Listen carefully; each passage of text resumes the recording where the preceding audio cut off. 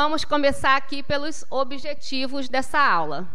O geral é demonstrar de forma clara que a vida no corpo é, para o espírito, um estágio da evolução. Você abaixou meu som, né, Rodrigo? Estou reparando, né? Minha voz está muito estridente para vocês? Tá, né? É porque a pessoa já fala alto. E quando está no microfone, o Rodrigo vai e abaixa o som. Delicadamente, ele diz assim, fala baixo. Entendeu? É isso. Objetivos específicos. Explicar os fenômenos de emancipação da alma, tais como o sono, os sonhos, a morte aparente, o desdobramento, o sonambulismo e outros, que a gente vai ver. Explicar o fenômeno da desencarnação como um mecanismo natural de transferência para uma outra realidade da vida. Falar das consequências da eutanásia, do aborto e do suicídio. E proporcionar a compreensão de que viver é educar-se para a morte. Nós vamos falar sobre tudo isso aí, um pouquinho de cada, hoje, certo? No livro de vocês, aí, do Conhecendo o Espiritismo, Adenauer diz isso. Não só após a morte, o espírito está liberto. O espírito, mesmo vinculado ao corpo físico, goza de relativa liberdade. Então, nós somos espíritos livres. E nós somos espíritos. Nós não temos um espírito, né? A gente fala essa frase cotidianamente, erradamente. Né? A gente fala assim, o meu espírito, o meu espírito. Quando o meu espírito está assim, está assado, não é o meu espírito, sou eu espírito. É o meu corpo. O que eu tenho é um corpo. O espírito sou eu, certo? Então vamos começar a formatar a nossa mente com essa fala, porque quando a gente começa a formatar isso, a gente começa o processo de reconhecimento de espírito que somos. Então, não é o meu espírito, é o meu corpo. Eu sou um espírito que tenho um corpo, né? Que tem um corpo para me aprimorar, para evoluir, para me manifestar aqui no mundo físico. Mas eu sou um espírito. E eu sou um espírito livre, né? Eu só tenho esse corpo vinculado ao meu espírito para esse veículo de manifestação. Quando eu falo isso... Quando você fala, quando você raciocina, quando você canta, quando você faz algo que requer do cérebro, isso vem do seu espírito ou é do cérebro? Isso é da razão, né? Isso é um condicionamento, né? Como eu falei, nós temos esse condicionamento pela nossa cultura, né? De que nós somos físico, né? A gente vive preso ao físico. Então, a gente tem esse condicionamento de que nós somos isso aqui. Nós não somos isso aqui acaba. A única certeza que nós temos na vida é da morte. Vocês têm alguma outra certeza absoluta? Eu não tenho, né? A única certeza é que todo mundo vai morrer um dia. Todos os seres vivos nascem e morrem. Os humanos encarnam, desencarnam, né? Então, quando eu falo eu sou um espírito, é uma certeza que eu tenho, é um condicionamento que eu fui moldando, assim como eu espero que vocês comecem a ir moldando e começar a pensar como espíritos que nós somos, né? Então, se é o meu cérebro ou se é a minha mente... Aula de espíritos. Ficou claro para vocês aonde está o cérebro e aonde está a mente? Onde está o cérebro? No corpo físico. O cérebro é um órgão do corpo físico. E junto com o corpo físico morre, né? Quando o corpo perece, o cérebro se acaba. E a mente está onde? A mente é um órgão do perispírito. Então, a mente não acaba. A mente fica conosco sempre, durante todas as nossas jornadas, todas as nossas encarnações e desencarnações. É na mente onde fica guardado lá a nossa caixa preta, né? Igual dos aviões. É na mente que fica guardado todos os arquivos de todas as oportunidades, de todas as experiências, de tudo que a gente viveu nessas inúmeras encarnações nossas, né? Então, quando eu falo eu sou espírito, eu estou falando com as duas coisas, tanto com o meu cérebro físico, né, quanto com a minha mente. Eu uso as duas coisas, é a razão. Diga. Não Tem sei. uma lá atrás, depois você. Eu não sei se já foi falado aqui na aula passada, porque eu faltei, né? Infelizmente. Mas eu gostaria de saber, os animais também reencarnam? Não. Obrigada. Né? Os animais não são espíritos, eles são princípios espirituais. Então, eles vão evoluindo, passando as suas experiências. A ideia ficou bem na frente, né? Ideia demais. Eles vão aprimorando a sua evolução nas experiências de diferentes corpos animais que eles vão tendo. Mas eles não são espíritos, então eles não têm encarnações. Certo? Diga. É o que, Jatel? Bom dia, primeiro. Bom dia. João, é isso? João, isso. A minha dúvida é a seguinte, sobre essa questão da distinção do corpo físico para o corpo espiritual. Do funcionamento cerebral em si, né? Existem algumas doenças, por exemplo, a formação de massa no cérebro, que influenciam em alguns domínios da cognição, mudam a personalidade da pessoa. Às vezes, a pessoa simula um quadro de bipolaridade e quando vai fazer uma tomografia, descobre que é um efeito de massa, saiu a massa, ela volta ao nexo de compreensibilidade dela, né, quem ela é. Então, de certa maneira, é como se o físico interferisse na sua estrutura de personalidade. Nesse momento, eu posso dizer que o corpo físico influencia no perispírito, ou ainda assim, mesmo que a pessoa sofrendo influências de um efeito físico no órgão, é como se o espírito dela não saísse de cena, digamos assim, ele não fosse o central da ação. Eu não sei se ficou clara a pergunta, mas... Ficou meio... Vamos ver se eu entendi o que você falou, né? Então, se é o corpo físico que influencia o perispírito ou o perispírito que possa... por exemplo, no momento de uma agressão direta ao órgão. Então, assim, eu tenho uma agressão ao cérebro. Estou usando um tumor que é o exemplo mais prático, né? Um tumor, uma formação de massa cerebral que muda o comportamento da pessoa. É uma desordem orgânica, né? Um tumor é um desordenamento celular. Todos os tumores é um desordenamento celular. Então, é uma desordem orgânica que vai gerar alguns sintomas orgânicos, não mentais. A gente confunde, distúrbio mental, mas o distúrbio mental gera sintomas orgânicos, gera sintomas físicos, né? Por exemplo, uma síndrome de ansiedade, uma síndrome do pânico, como era chamado antigamente, né, que agora mudou. Você tem sintomas físicos, né? Você tem falta de ar, você tem taquicardia, dor de cabeça, dor no estômago, vontade de vomitar, sensação de morte, desmaio, tem gente que chega a desmaiar, enfim, são sintomas físicos, né? Que é gerado por desorganização hormonal, cerebral, tudo isso, né? Então, quando ocorrer de um sintoma orgânico influenciar diretamente é porque eu falo de personalidade como um domínio mesmo. É a forma com que a pessoa vai se apresentar pra gente. Dentro comportamental, da relação. Na verdade. Mesmo que o orgânico esteja influenciando naquele momento, eu não posso dizer que há uma influência do perispírito. Não.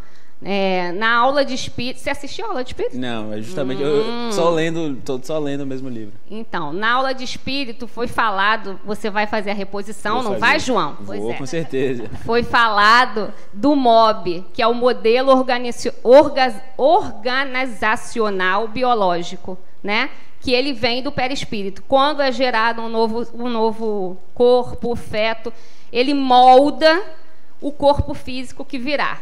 Então, as máculas, os problemas que você teve numa encarnação anterior impregnam o seu perispírito e ele molda esse novo corpo físico. Então, algumas doenças já vêm daí, né? Mas algumas doenças geralmente relacionadas ao corpo físico, né? Sequelas, deformidades, essas coisas. Quando se diz da parte mental, não tem nada a ver com a formação do perispírito, trouxe, certo? A menos que seja uma má formação cerebral, por exemplo, feto que nasce ancéfalo, né? Ou qualquer outro, aí tudo bem. Mas quando diz sobre distúrbios mentais, não é uma influência do perispírito na personalidade, no comportamento daquela pessoa, certo? Diga, Jatel. O animal, ele é um princípio inteligente individual. Não, ele é só um princípio Tá, mas se o espírito ele é inteligente... Tá, essa é uma dúvida. A outra é... Leonardo já respondeu a ele.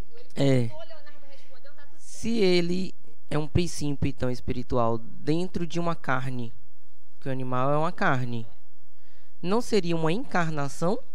Não. Outra dúvida. Já tá na terceira. Eu acompanho um canal chamado Canal Espírita, e ele fala muito sobre que existe até uma colônia de animais, e que esses animais, eles às vezes reencarnam na própria família várias vezes. Isso seria uma fake news? Ó, Jatel é assim, ó. Eu quero fazer uma pergunta. Eu preciso fazer, gente. Eu preciso falar. Eu quero fazer uma pergunta. Aí ele fala assim, ó. Aí, isso assim, assim, assim. Aí eu vou pegar o microfone e ele puxa. Mas tem mais uma. Aí ele faz. Aí eu vou pegar o microfone e ele puxa. Entendeu? Sim, é uma fake news, né? Muito se confunde. Ó, essa semana eu estava assistindo um programa e o cara estava falando assim: não, porque eu frequento um centro de Umbanda. Não, eu frequento um centro espírita e lá os caboclos e não sei o que, explicando para a criatura lá o que era caboclo, o que era Exu, o que era orixá. Misturou uma confusão de Umbanda com candomblé. Ele fez um balaio de gato na explicação dele. Só que ele estava tratando isso como um centro espírita. Isso não é espiritismo, né? Isso é Umbanda, isso é candomblé. E espiritismo é a religião, a doutrina, a filosofia que foi codificada por Kardec. E no espiritismo, e aqui a gente fala sob a luz do espiritismo, se considera que os animais são princípios espirituais. A gente só considera espírito a partir da forma humana e só se considera que reencarnação inicia-se na forma humana. Antes disso, tudo isso são processos da evolução, certo? Então, esse canal aí que você deve estar seguindo, deve estar falando sobre uma ótica espiritualista, não sobre uma ótica espírita, né? Porque o espiritualismo, ele abrange um pouquinho de cada filosofia, né? Então, tem ramos espiritualistas aí que acreditam que a gente reencarna nos animais, né? O espiritismo não fala sobre isso, não acredita nisso, né? O espiritismo diz que o espírito não evolui, ele só evolui. Então, se eu hoje sou humana, eu não posso amanhã ser uma vaca, né? Porque eu tô... Tá rindo de quê, Jatel? Esse Jatel, ele não ri não, gente. É que ele tá de costa, vocês iam se divertir com ele. Eu falei, se eu sou humana, amanhã eu não posso ser uma vaca. Ele fazia, sabe? Ele prende o riso. Então é isso, Jatel. Provavelmente deve ser uma corrente espiritualista, porque o espiritismo é categórico em dizer isso, certo? Diga, dona Nair. Amiga, uma curiosidade. O que acontece com o perispírito e o espírito? Vou dar um exemplo. Quando uma pessoa faz uma cirurgia e tem uma ou várias paradas cardíacas ao mesmo tempo. Nós vamos falar um pouquinho mais para frente, tá bom? Tem alguns slides que a gente vai falar sobre cirurgia, coma, tudo isso, os efeitos da anestesia, tá bom? Mas eu já digo à senhora que o perispírito e o espírito não sofrem nada, certo? Quem sofre é o corpo físico. Mas a gente vai aprofundar daqui a pouquinho, tá bom? Então vamos lá, gente. Relembrando aqui para a galera que faltou, né, aula de espíritos. Na aula de espíritos se falou, basicamente, eu trouxe slides básicos, tá? A gente não vai voltar nessa aula, só para a gente poder se situar, para continuar. Que nós temos um corpo físico e um espírito, né? O nosso espírito, e nós temos um corpo físico. E que esses dois estão ligados por um cordão fluídico que nós chamamos de cordão de prata. Ok? E nós dissemos também que nós somos de natureza tríplice, ou seja, espírito, perispírito, que é o elo de ligação com o corpo físico. Então, corpo físico, perispírito está no meio, um sanduíche, e espírito, ok? está dizendo ali também, o corpo físico é o veículo de manifestação do espírito na realidade material, e o perispírito, um organismo de ligação entre a vibração da matéria e a natureza transcendente do espírito. Básico isso, né? Porque na aula de espírito vocês vão ver que temos mais alguns corpos, né? São mais ou menos uns 7 corpos, mas esse aí é a formação básica, tríplice de todos nós. Espírito, perispírito, corpo físico. E o espírito e o corpo físico estão ligados por esse cordão fluídico, que é o cordão de prata. Até aí tudo bem? E nós também vimos lá na aula de espíritos que o perispírito tem todas essas propriedades, todas essas potencialidades, né? Tudo que o perispírito é capaz de fazer, que Luiz, que foi quem deu aula aqui no sábado, falou para vocês sobre todas elas. Eu não vou falar, porque senão eu vou tomar tempo aqui de uma aula que não é essa, mas só para a gente relembrar, né? Tudo isso que o perispírito tem a capacidade de fazer, né? Tangibilidade, visibilidade, expansibilidade, luminosidade, ponderabilidade. É um corpo, né, muito flexível. Então, ele pode tudo, né? Tudo isso, certo? A gente precisa entender, pelo menos, esse básico para a gente poder continuar a entender como se dá essa libertação do espírito que a gente vai falar agora. Então, vamos lá, ó. Como que ocorrem esses fenômenos de emancipação da alma ou do espírito, né?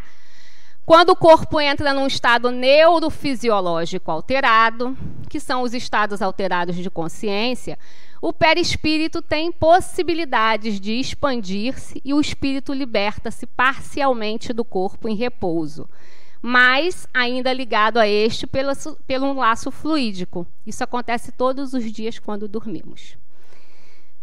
Então, todos os dias, quando nós dormimos, a gente sai para passear. Não, não é por isso que você acorda cansado, não, Jatel. Ou aonde é que Jatel está indo de madrugada, gente? Né? Jatel hoje está demais. Não é por isso, não, né? Mas todas as noites, quem não dorme à noite, tem a galera do plantão noturno, né, que dorme de dia, se liberta também, viu? Tem a ver com o sono, não com o horário do sono, né? Só no momento que você entra nesse estado alterado de consciência, seu espírito sai ali para dar um passeiozinho, certo? E esse estado alterado de consciência, esse é o primeiro, é o sono, e é o mais comum, é o corriqueiro, é o que acontece com a gente todos os dias, né? Mas nós vamos ver aí, no decorrer da aula, que tem muitos outros estados alterados de consciência que promovem essa libertação do espírito, né? Qualquer momento que você entra nesse estado alterado de consciência, que é o quê, gente? O que é o estado alterado de consciência? Como o nome já diz, você está alterando do consciente para o inconsciente, né? Então, pode ser o sono, pode ser uma doença, pode ser uma anestesia, pode ser uma bebida, pode ser uma droga, pode ser uma parada cardíaca, pode ser uma meditação, né? Pode ser uma meditação, pode ser uma yoga, né? Tem gente que na hora que está lá fazendo yoga transcende, né? Teve uma aluna aqui que uma vez me disse assim: quando eu estou mexendo no meu jardim, cuvucando as minhas plantas, eu entro num mundo paralelo. Pode estar entrando num estado alterado de consciência, realmente, né? Então, tudo aquilo que transcende, tudo aquilo que te leva a abrir as portinhas do inconsciente, te proporciona essa liberdade do espírito. Ok? Vamos lá. Então, vamos lá. Alguns aspectos da libertação do espírito. Ela pode ser parcial ou total. Quais são as parciais? Espontâneas e provocadas. Na espontânea, nós temos o sono, o coma, letargia, síncope, sonambulismo, desdobramento e catalepsia. E no provocado, desdobramento, hipnose e coma. Vocês estão vendo ali que tanto coma quanto o desdobramento se repete tanto no espontâneo quanto no provocado, certo? E nós vamos falar de todos eles. E no total, essa libertação é total quando? Oh, turma maravilhosa! Quando desencarnamos, né? Quando o cordão se rompe por completo. Então, ela também pode ser espontânea e provocada. A espontânea na morte natural, né? Na morte de morreu de velho, que nem a gente diz, né? O esgotamento do corpo físico, o esgotamento do fluido vital que mantém aquele corpo, né? Vivo. E no provocado, que são nos casos de eutanásia, homicídio, suicídio e aborto. No sono. Lá no Livro dos Espíritos, questão 401, está perguntado: durante o sono, a alma repousa com o corpo? O que vocês acham? Eu já dei o spoiler, né, gente? Se vocês disserem que sim, né, não, né? O espírito não repousa com o corpo. O espírito jamais fica inativo. Durante o sono, os laços que o prendem ao corpo se afrouxam e ele percorre o espaço e entra em relação mais direta com outros espíritos. Então, Jatel, o que precisa de repouso é o corpo físico, né? Durante o sono, principalmente no sono de qualidade, no sono REM, a gente faz todas as nossas trocas de hormônios, né? Regulariza os nossos sistemas endócrinos, cardíacos, respiratórios, né? Libera alguns hormônios, né? Hormônios do crescimento, hormônios do sono, hormônios, em todos esses hormônios, né? E isso é necessário para o corpo físico, né? Mas o espírito não precisa de repouso. Ele não se cansa. Espírito fica 24 horas no ar. Certo? Então, quando você acorda cansado, não é porque seu espírito trabalhou muito de noite ou foi para algum lugar... aqui ideia, ó. Ou foi para algum lugar que ele cansou, não. É porque o seu sono não foi de qualidade. Certo? Às vezes, a gente pode dormir 8 horas seguidas e não ter um sono de qualidade, né? Às vezes, a gente tem aquele sono que acorda toda hora, que se mexe muito, que a galera que ronca, que tem apneia, né? Não acorda, né? Meu marido... é dessa galera, né? Ele não acorda. Você pode sacudir ele que parece que ele morreu, mas ele não tem um sono de qualidade, né? Ele não tem. Ele está naquele sono que não aprofunda, né? Então, a pessoa acorda cansada. Mas isso não tem nada a ver com a atividade que o espírito fez durante a madrugada. Você está preocupado com o que você anda fazendo de madrugada. Isso sim. Diga. Dúvida. Os sonhos, então... que às vezes a gente viaja no sonho, né? Já vou para o Google para entender qual é o significado. Sempre tem algo que a gente tem que tentar entender. Por exemplo, um pesadelo que você acorda, meu Deus, ainda bem que é um pesadelo. Será que tem alguma coisa a ver com esses passeios que a gente dá ou não? Como é seu nome? Laís. Laís, você é médium, você sabe, né? Vocês sabiam que todos somos? Todos? Alguém tem dúvida de que não é médium aqui? Não? Se tem, na aula 10 vai desconstruir isso, porque eu vou desconstruir isso para vocês na aula 10, tá certo? Mas eu estou brincando que você é médium, porque além de médium, você é uma médium poderosa. Vou te mostrar por quê.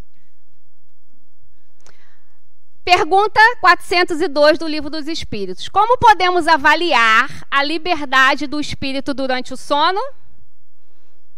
Pelos sonhos, Laís, né? Pelos sonhos. Quando o corpo repousa, o espírito tem mais condições de exercer seus dons. Tem mais faculdades do que em vigília. Tem a lembrança do passado e, algumas vezes, a previsão do futuro. Adquire mais poder e pode entrar em comunicação com outros espíritos. Visitas a domicílios, trabalhos mediúnicos e tantas outras coisas, né? Então, vão ter 3 slides aí, os próximos, que eu vou falar para vocês sobre todos os sonhos principais que Kardec traz lá no Livro dos Espíritos, para a gente entender como que é essa avaliação, né? Os sonhos são marcadores, são avaliadores da quantidade, da distância dessa liberdade do espírito. certo? Mas eu grifei ali para vocês a palavra poder, né? A gente tem que... Isso aí é o texto que está lá. Cadê? Eu não botei, não, né? Não, peraí. Voltar. Mas é do Livro dos Espíritos, né? Eu transcrevi ipsiliter o que está escrito no Livro dos Espíritos. E lá está escrita a palavra poder. Então, já no início aqui da ULI, a gente começa a desconstruir isso, porque o Livro dos Espíritos foi escrito em 1857, né? Século... Qual era o século? Ah, então, século XIX. Era uma linguagem muito diferente de hoje, né? Então, se usava essa palavra poder. Hoje, a gente já entende que não é poder, são potencialidades, né? Lembra do slide que eu trouxe anterior, de todas as propriedades que o perispírito tem?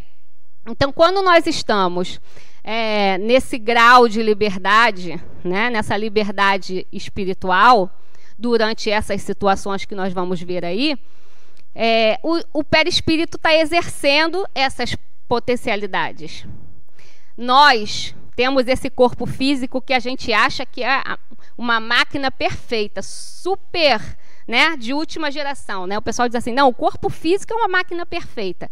E mas perto e comparado ao perispírito, que é o nosso corpo espiritual, ele é bem ruinzinho, né? Falando simploriamente para vocês.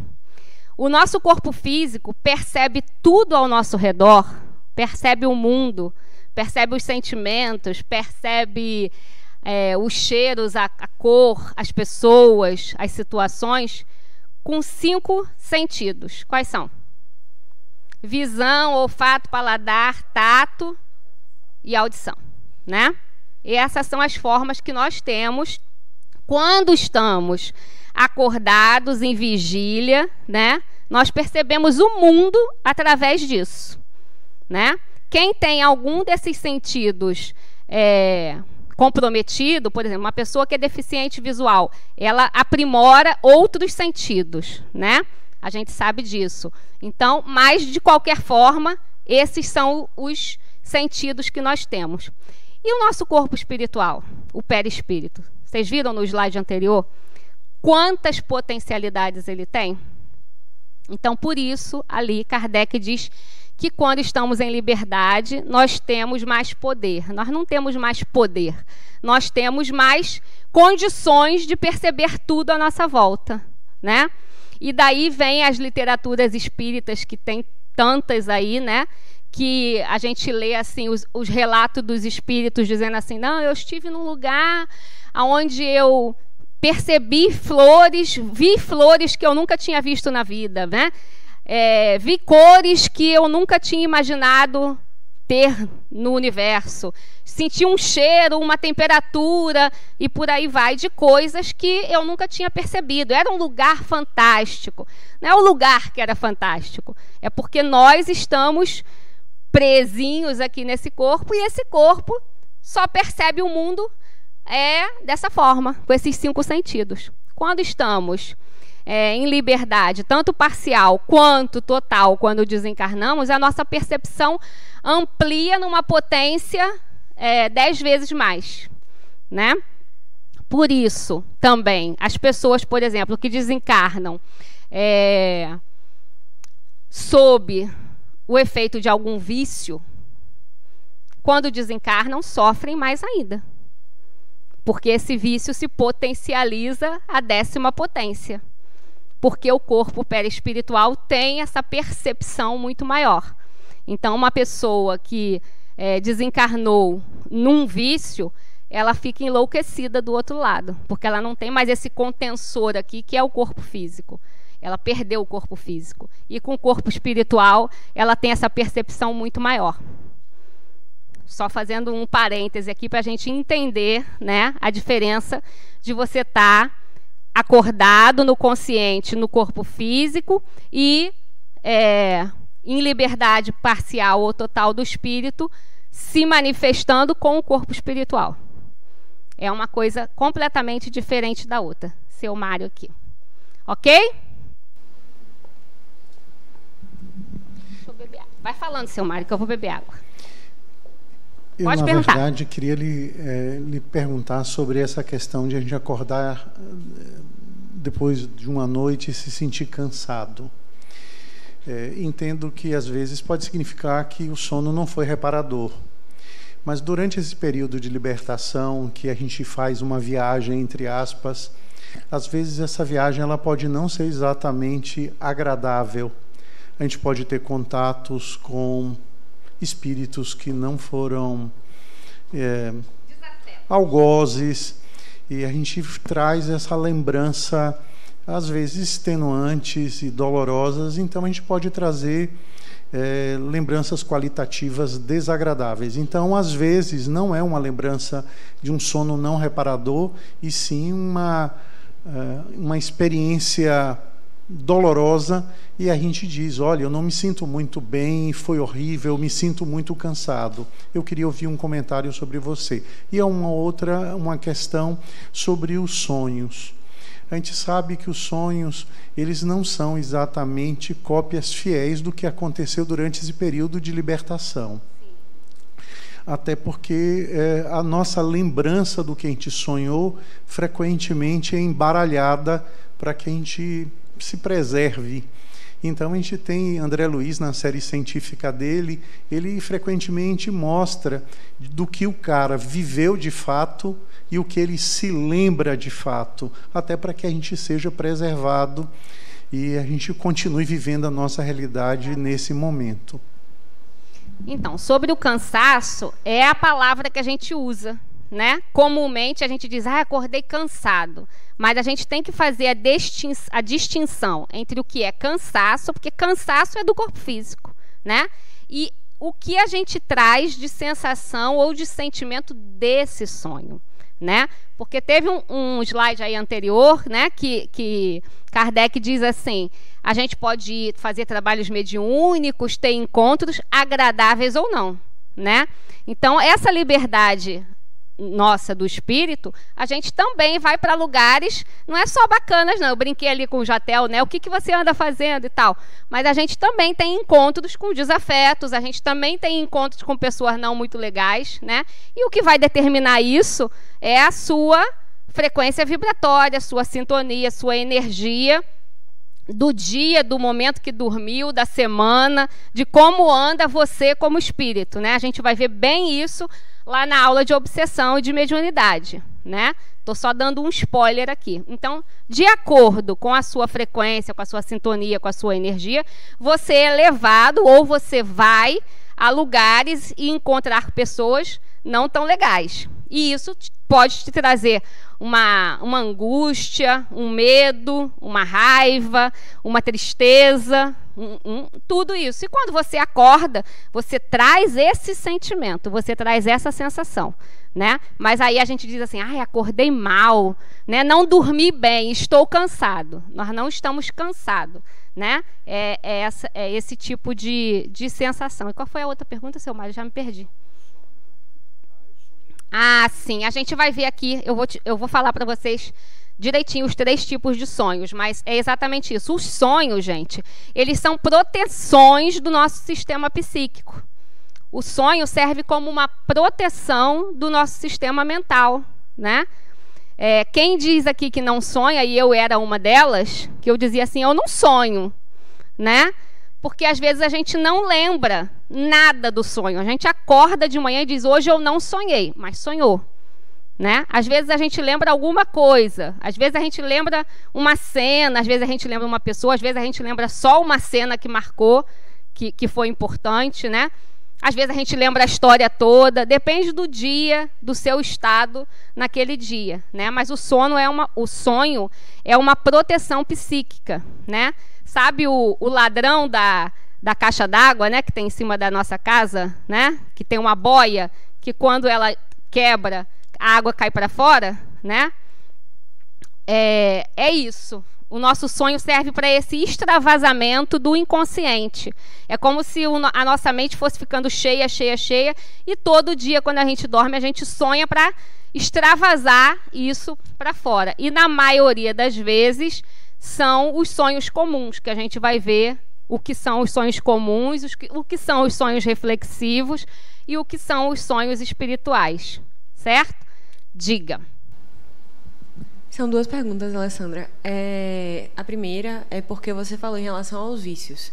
Quando você desencarna, os vícios se tornam muito piores, são potencializados porque a percepção como espírito liberto amplia. Então, a gente também pode crer que o sofrimento também, quando você desencarna, ele aumenta, ou a felicidade também, ela aumenta, pelo menos a percepção deles? Sim.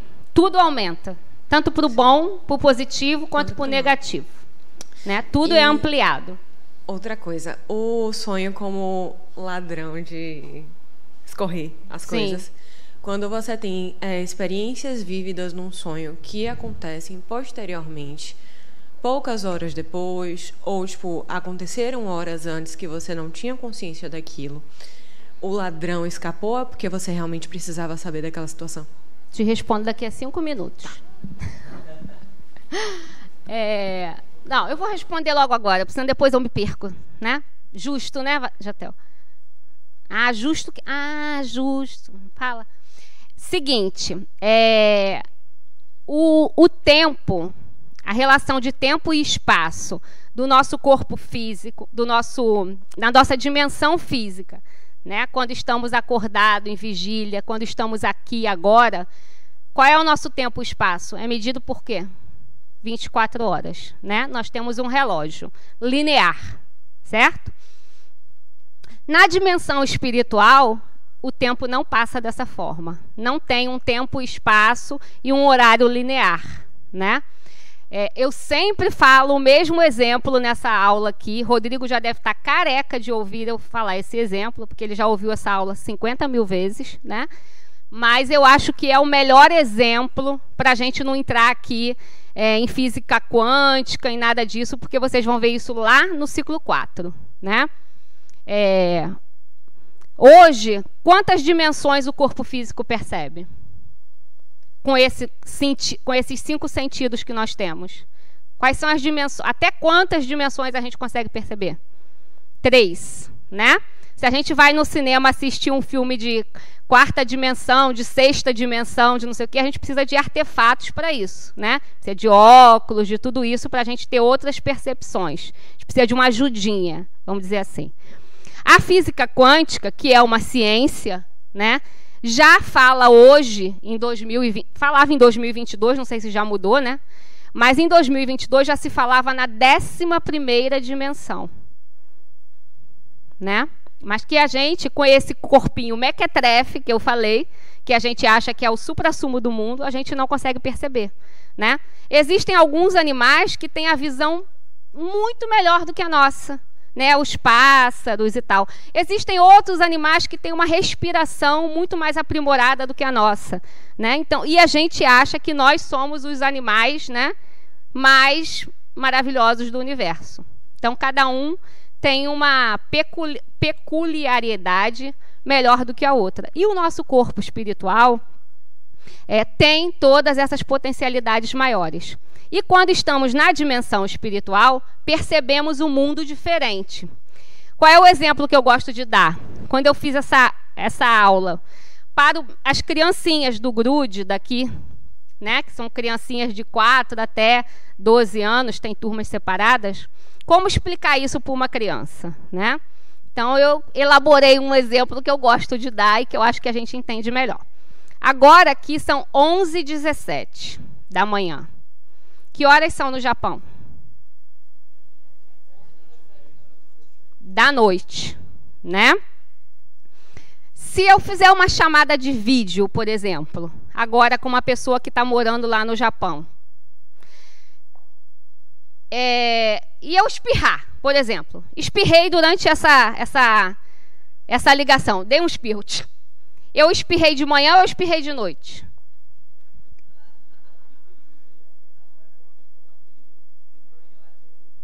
É relativo.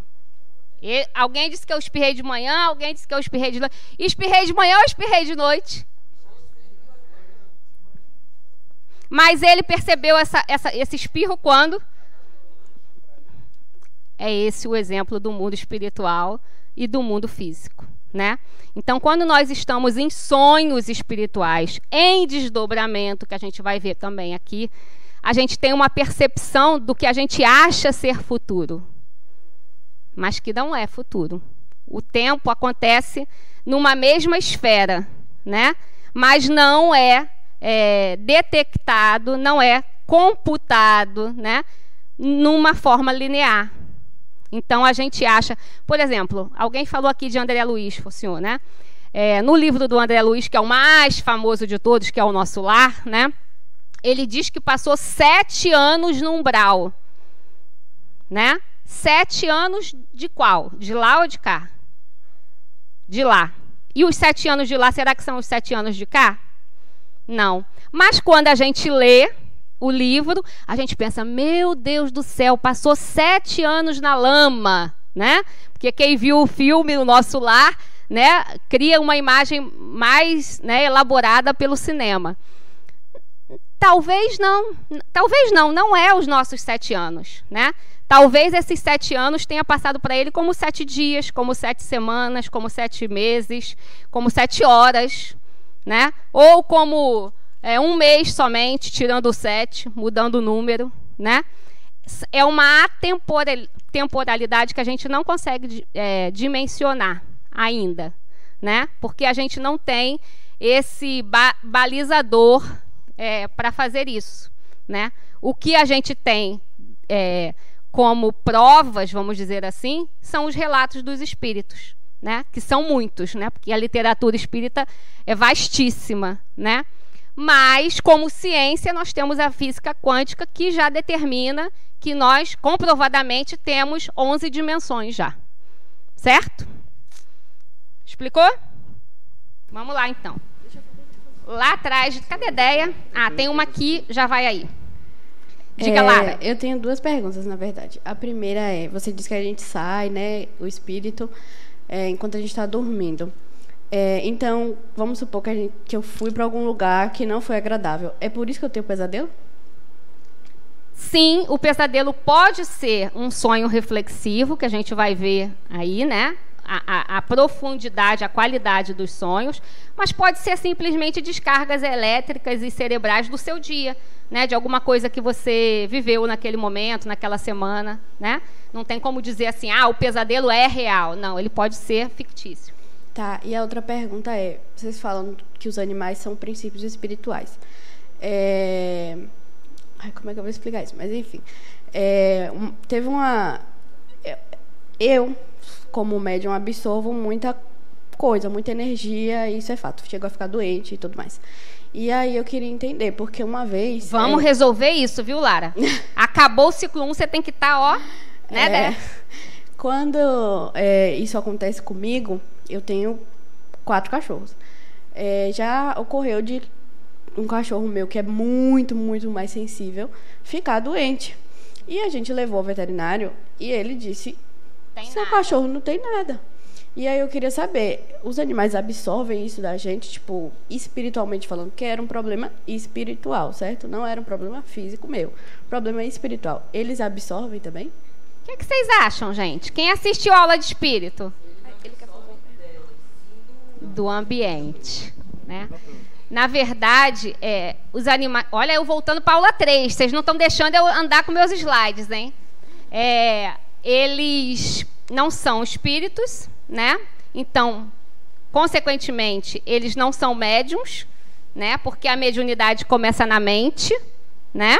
E no perispírito. E animal não tem nem perispírito e nem mente, então eles não têm essa mediunidade. Mas eles têm uma percepção ampliada de tudo que está à sua volta, né?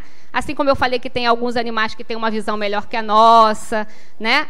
E alguns animais, a gente brincou aqui na aula de espíritos, quem não estava presente, eu e Jatel, né? Porque Luiz disse que os cachorros, os animais mais domesticados, né, não são espíritos. E lá em casa, a minha cachorrinha é gente. Eu tenho certeza disso, gente. Né? Eu brigo com ele todo tempo. A Amora é gente, né? Brincadeira, né, gente? Mas ela também tem essa percepção, né? Assim como, por exemplo, eu moro no 7º andar. Quando o Luiz chega, que ele estaciona, que é lá embaixo, ela vai para a porta. né? Ela fica na frente da porta. Isso é o quê? Pode ser o faro aguçado, a audição aguçada. Então, são percepções que o animal tem do ambiente em si, né? E aí ele se comporta dessa forma, né? E ele também é impregnado pela egrégora do ambiente, pela egrégora da casa, daquele lugar, né? Então, às vezes, quando o dono está doente, está com alguma coisa, ele percebe aquilo, não é que ele absorve, ele tem essa percepção. Certo? Voltando um pouco ao sono, tá bom? Eu também digo que eu nunca sonho. Eu vou continuar afirmando não sei quando. Seu Justo. Né? Um dia o senhor faz terapia? Não, também ainda então não. Comece a mas fazer eu não terapia sonho. Que o senhor vai lembrar dos seus sonhos. Tá bom. Ou seja, que quando nós estamos dormindo, temos a liberdade, pelo que você está falando, e eu estou ouvindo desde a primeira aula, que temos liberdade plena para muitas coisas, porque estamos fora do corpo. Então eu também tenho a liberdade, numa noite qualquer, de ir para esses ambientes que não são tão agradáveis como ele descreveu. E por que eu tenho que ter essa liberdade de ir para esses ambientes que não me fazem tanto bem? Porque nós temos o quê? Livre-arbítrio, né?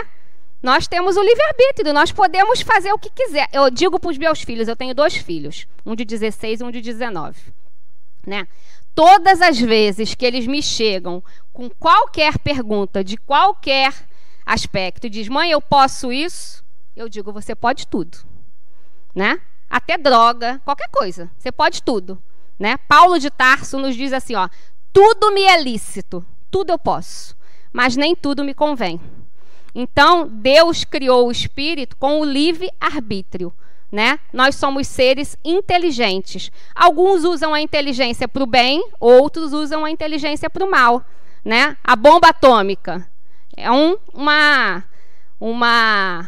raro exemplo disso, né? Ela pode ser usada hoje, né? Os átomos podem ser usados tanto para o bem, como a medicina usou aí em diversos aparelhos, né? Que trazem diagnósticos precisos, como para uma bomba. E por aí vai. Né? Então, nós temos o livre-arbítrio, a gente pode ir para onde quiser. Né? Eu posso escolher estar aqui agora de manhã, na ULI, né? Buscando conhecimento, como eu posso escolher estar na praia, enchendo a cara de cerveja e chupando caranguejo, que é legal também? É legal também, né? Mas é uma escolha. Né? Então, a gente tem a escolha de ir aonde quiser. O que a gente tem que ter é a responsabilidade de arcar com as nossas escolhas. Né? Porque a gente vai ver lá na aula 6... Reencarnação como processo educativo, que é essa que vos fala, que também fará para vocês, que nós podemos tudo e tudo tem uma consequência, né? Então, a gente pode fazer o que quiser. E a gente precisa até experimentar as coisas boas e ruins, porque imagina se o mundo fosse todo perfeitinho, que chato que seria, né? Então, a gente às vezes quebra a cara e aprende, né? Mas isso aí é lá para a aula 6. Então, por isso, a gente vai a lugares não legais, né? A gente faz isso na nossa vida encarnada. A gente não precisa estar em liberdade do espírito, a gente faz isso na nossa vida encarnada, né? Quantas vezes a gente vai para lugares não legais, a gente vai para casa de pessoas que a gente não gosta muito, mas por uma coisa da sociedade, porque tem que manter a aparência, porque tem que isso, porque tem que aquilo, e não está se sentindo bem ali, né? Então, isso é do nosso livre-arbítrio, seu Justo, certo? Quem era o outro aí? Diga. Minha pergunta ela é um pouco juntando a questão da pergunta dos vícios e também acho que é João, né, sobre a questão. Se uma pessoa, ela no caso sofre, porque o vício, ele querendo ou não é psicossomático, certo? A gente desencarnar é algo muito mais mental, que o vício ficou impregnado, digamos assim. Essa questão, então, vou dar um exemplo de uma pessoa próxima. Ela sofreu um acidente e perdeu massa cefálica. Então, ela passou a se identificar como uma pessoa jovem. Ela não se identifica mais como uma pessoa de 80 anos. Ela não lembra mais de nada recente, ela só lembra de 20 anos para trás, para a infância, quando ela tem reflexos de lembrança.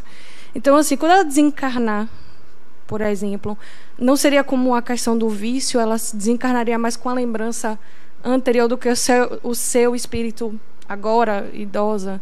Porque tem a questão até que eu perguntei assim, na aula dos espíritos, né? No momento exato, imediato, melhor dizendo, do desencarne, neste caso, que é uma pessoa que sofreu um abalo de alguma doença, ela vai despertar no plano espiritual com essa mesma ideia. Mas, com certeza, será atendida, será adormecida, entrará num estado de torpor e depois as lembranças vão voltando, né? Porque isso é do personagem, né? Todos nós estamos num personagem. Cada encarnação é um personagem, né? Eu estou Alessandra, mas eu já posso ter sido João, José, Maria, Joaquim, né?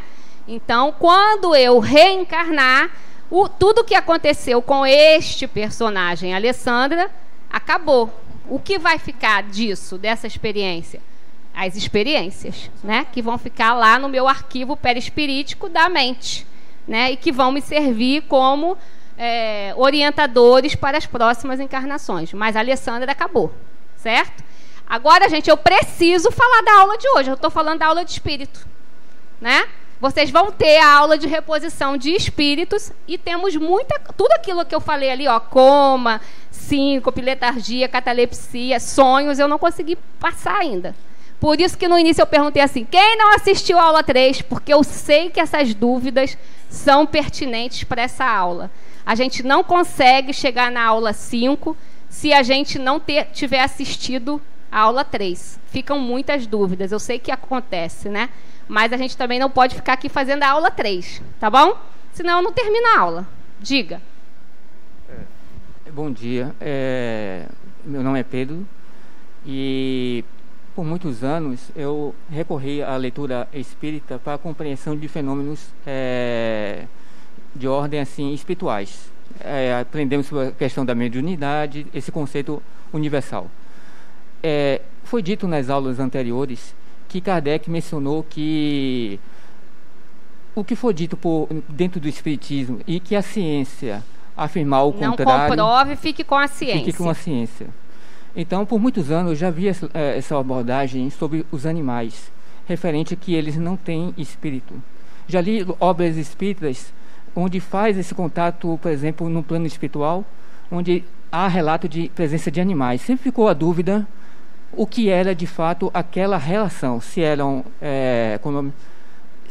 projeções, plasmados e tudo mais, etc. Mas só que o que acontece, eu já tive minhas experiências pessoais e nesse caso não é de agora que eu tenho essas experiências e recentemente eu já tive um episódio onde eu já cheguei a ver, não conhecia esse fato, de que minha cachorra ela chegou a ter um que é chamado de desdobramento. Eu percebi que ela fui verificar se ela estava dormindo, mas ela não estava dormindo. E assim como tive um outro episódio que eu sei que esse cachorro ele faleceu. Eu tive uns 4 cachorros em termos de amizade e tudo mais, por todo contato e empatia. Eles morreram e nunca vi nada a respeito deles. Inclusive foram enterrados em lugares próximos. Mas um desses cachorros que a gente não tinha tanto contato, um dia, depois de meses, ele apareceu para mim. Eu vi a reação dele e o comportamento era idêntico ao que ele agia com contato. Ele é um pouco meio agressivo. E nesse caso, não só eu vi como ele estava me vendo. Então é um relato de que, e só vi um episódio, ele como se estivesse sinalizando, eu ainda estou aqui. Certo. Primeira pergunta que você falou do mundo espiritual. Isso sim, você já perguntou, você já respondeu. Isso é ideoplastia, né? Então, quando tem animais que são relatados no mundo espiritual, ideoplastia, né? A minha amora, a Jade aqui diz... É Jade, né? Sua cachorrinha, né? Quando eu desencarnar, eu posso ter vamos dizer assim, essa possibilidade de ideoplasticamente trazer a amora para perto de mim. Mas não é a amora, não é aquele princípio espiritual. É algo que vai satisfazer a minha saudade, vamos dizer assim, né? Então, os animais no mundo espiritual são ideoplastias, né? Você ter visto a presença de um animal seu que já partiu, não muda em nada o fato dele não ser espírito, né? não muda em nada. Pode ser também a sua ideoplastia no mundo físico, pode ser uma lembrança, e pode sim você ter visto. Não significa que ele, não sendo espírito, essa capacidade, essa possibilidade não possa acontecer, né? Não muda em nada a história de ser espírito ou ser princípio espiritual. Certo? Agora chega, gente. Eu não vou falar mais sobre espíritos. Vamos andar, tá bom? Diga aí, ideia. O que é que você foi, Jatel? Vou. Pode Quem falar? é? Pode, diga. Bom dia, meu nome é Rita. Eu tenho várias situações com sonhos. E um dia eu tive um sonho e fui avisada: quando você sair de manhã, tenha cuidado, porque você vai ser sequestrada. E acordei apavorada. Depois esqueci, tomei café. Aí chamei um táxi. E quando eu estava saindo, tinha um homem atrás da árvore, porque o táxi parou justamente atrás da árvore grande de frente da minha casa. Aí, quando eu ia entrando no táxi, a voz falou para mim: entra, e me empurrou com tudo, e o taxeiro puxou quando eu vi o homem com a arma, e ele ia me sequestrando. E eu fui avisada pelo sonho. E o rapaz depois, mais na frente, me contou: é muito estranho, mas parecia que eu já tinha visto a senhora, porque eu sonhei também com essa situação que uma passageira minha ia ser sequestrada. Maravilhoso. Você tem um amigo espiritual, ó, bacana. Pode me dar o endereço dele, que eu vou querer também fazer contato. Viu? Me dá aí o contato dele, se ele tem zap, pra gente fazer contato, que esse amigo aí é bacana, né? Hã? Pra ser amiga dele, né? Eu também tô querendo ser amiga desse amigo aí espiritual, né? Aqui é da aula de Tem hoje. uma lá. É da aula de hoje, viu? Cadê Rodrigo? Rodrigo tá aí, Rodrigo? Quantos slides ainda tem aí, Rodrigo? 517, né? Eu tô no quarto. É da aula de hoje, viu, querida? Desculpe, porque falou alto o microfone, tenho que baixar o som. Diga. É o seguinte, eu acho que é fake, que em algum momento da minha vida disseram assim: tudo que a gente sonha ou aconteceu ou vai acontecer. Isso é fake? É fake, pronto. Não, tem outra colocação, rapidinho. Você disse que era uma. Rapidinho. Eu sempre tive vontade na minha vida de buscar saber coisas de vidas passadas. Então, eu nunca fiz regressão, por medo de até desencarnar. Vixe Maria, esse povo tá precisando de uma ule mesmo. Entendeu? Então, eu gostaria de saber, regressão seria aconselhável no meu caso? Pronto, só isso. Não, agora eu vou ter que parar. Eu não aguento ouvir essas coisas. Gente, olha, regressão de vidas passadas é uma coisa que deve ser feita por uma pessoa competente. Porque a gente vê regressão de vidas passadas em todos os posts, né? Madame fulana de tal faz regressão de vida passada. Primeira coisa, e a mais importante, a maioria é charlatanismo. Ponham isso na cabeça, né? Regressão de vida passada tem que ter uma indicação para que isso seja feito. É para ser feito com uso terapêutico, com um diagnóstico, com uma pessoa te avaliando e entendendo que, se você tiver uma regressão, pode dissolver e resolver aquele problema que você está ali naquele momento, aquele complexo, aquele problema seu ali psicológico, certo? Porque senão, por que diabos, né, Deus criaria os espíritos e a cada reencarnação a gente esqueceria tudo? Qual seria o sentido disso? Qual seria o sentido de que cada reencarnação a gente tem o tal do véu do esquecimento, né? A gente reencarna e não se lembra de nada que passou. Sabe por quê? Porque a gente não tem maturidade psicológica para isso. E a regressão de vida passada é abrir essa portinha. Então, você tem que estar com um acompanhamento embasado, bom, né, de uma pessoa competente para te acompanhar nessa condução dessa regressão e conseguir tratar isso depois, das consequências que isso virá. Certo? Então, a regressão de vida passada, ela deve ser feita com uma indicação de um profissional e te dando suporte posterior. Porque se a gente soubesse, ou fosse nos dado, né, o benefício de lembrar, todo mundo lembraria, né? E como que você trataria se você soubesse que o seu filho foi alguém que te matou na encarnação anterior? Como você trataria se você soubesse que o seu marido te traiu 50 vezes na encarnação anterior? A gente teria maturidade psicológica para isso? Não, né? E por isso a reencarnação serve para isso, o véu do esquecimento serve para isso, para que a gente faça esses reajustes, né, junto daquela pessoa que teve algum problema, alguma rusga com você, amarrado pelo laço do amor. E às vezes é difícil, na maioria, né? Imagine se a gente soubesse. Sem saber, tem aquele irmão, aquela cunhada, aquele filho que é mais difícil, né? Tem casamentos que se desfazem 50 vezes, né? Porque a gente não tem essa maturidade. É por isso. Então, eu, Alessandra, é a minha opinião pessoal, sou terminantemente contra fazer regressão de vidas passadas por curiosidade. A gente não tem maturidade psicológica para isso.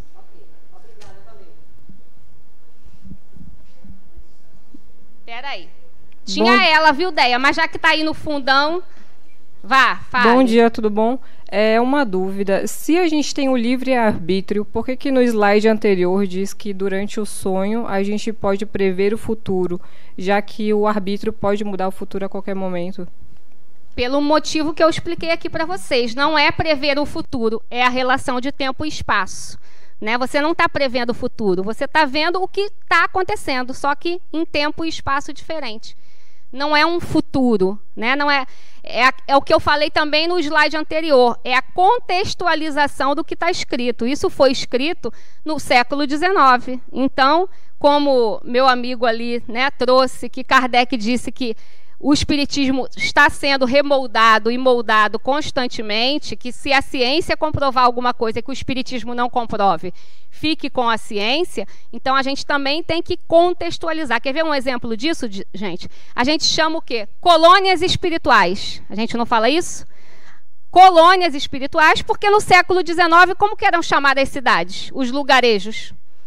Colônias, né? Então, Kardec chamava os lugarejos, as cidades, os ambientes de colônias. E até hoje a gente diz colônias espirituais.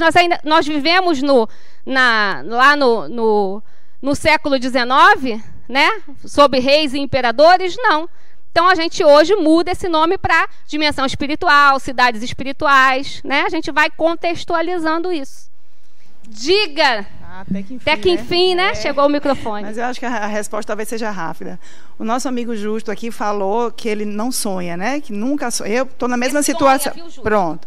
A minha situação é parecida com a dele. Devo sonhar todo dia, né? Já que está falando, a gente sonha, mas eu quase nunca me recordo. É muito raro. E aí você falou que precisa de terapia. Eu fiquei preocupada. Porque, não, eu não disse. Ó, você está botando palavras na minha boca. Então, eu não disse que precisa de terapia. Eu disse que quando você. Eu falei para ele, você faz terapia? Ele disse não. Eu falei, quando você fizer terapia, você vai passar a lembrar dos seus sonhos. Pois é, o porquê do não lembrar nos sonhos, isso impacta o quê? Significa. Não impacta em nada. Coisa? Não impacta em nada. Quando você não lembra dos seus sonhos, é um sistema de proteção seu. Né? Então, quando a gente faz terapia, que a gente começa a acessar esses conteúdos que a gente não quer mexer, que a terapia serve para isso também, né? Tem psicólogos aqui na sala? Cadê? Você é psicólogo? Então, tô falando certo? É isso mesmo, né? Então, na terapia, a gente acessa conteúdos que a gente não quer acessar, né? Mas o psicólogo, o terapeuta, ele vai, né, com toda a sapiência e o estudo e o embasamento que ele tem, fuçando, abrindo os caminhos para que você encontre esses caminhos, né? Então, aí você começa... O que são os sonhos? Não são descargas lá do inconsciente? Então, você começa a trazer isso para o seu consciente, né? Na maioria das vezes, os sonhos ficam ali apagadinhos porque você não está querendo acessar aquilo. Isso aconteceu comigo, né? Até uns 10 anos atrás, eu dizia a mesma coisa que o seu Justo que você. Eu não sonho. De vez em quando eu lembro de uma bobagem que eu sonhei que não fez o menor sentido. Aí eu comecei a fazer terapia. Menina, foi uma tristeza. Eu tinha 3 sonhos importantes na mesma noite. Eu botei um caderninho do meu lado para acordar e anotar, né? Porque isso também é recomendação dos psicólogos, não é? Anotar os sonhos. Então, para você ver quão importantes são os sonhos na nossa vida. Ali atrás, ó, Deia. Tem um aqui, ó. Só uma curiosidade. Em relação a a vidas passadas, é normal a gente ter intuições. Assim, por exemplo, eu tive um problema de saúde e aí eu conheci uma pessoa que eu tinha certeza que eu já conhecia ela de outras... Sabe aquela pessoa que você conhece e você fala assim, pô, já conheço de algum lugar? E eu me apeguei, assim, muito a ela, até pela situação de doença, né, que a gente se apega. E eu fiquei com aquilo na cabeça, né? E depois eu tive uma intuição, assim, e a história de como eu conheci essa pessoa veio na minha mente, assim, com muita nitidez, sabe? Assim, vocês se conheceram há muitos anos atrás, aconteceu, vocês se relacionaram, Então, gente, foram namorados. Como eu digo para os meus filhos, só para não te deixar no vácuo, tá? Eu vou te dar uma resposta bem rápida, mas a gente vai aprofundar isso lá na aula 6, na reencarnação. Na partir da aula que vem, vocês já vão começar a ter aulas sobre reencarnação, né?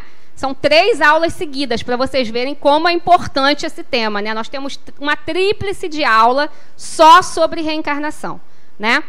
Então, essas pessoas que a gente encontra e tem esse reencontro, né? Realmente foram algumas pessoas que tiveram com a gente em outras vidas, né? Inclusive... Hoje eu sou carioca, né? Todo mundo já percebeu pelo sotaque. Moro aqui há 23 anos. Estou longe de toda a minha família, né? Consanguínea. Minha família é meu marido e meus 2 filhos. Mas eu tenho irmãos que eu tenho certeza que tiveram relações comigo em outras experiências reencarnatórias, né? Então, hoje eu tenho um laço afetivo muito maior com as pessoas que eu construí aqui em Salvador, que fazem parte da minha vida, do que com pessoas que são, né?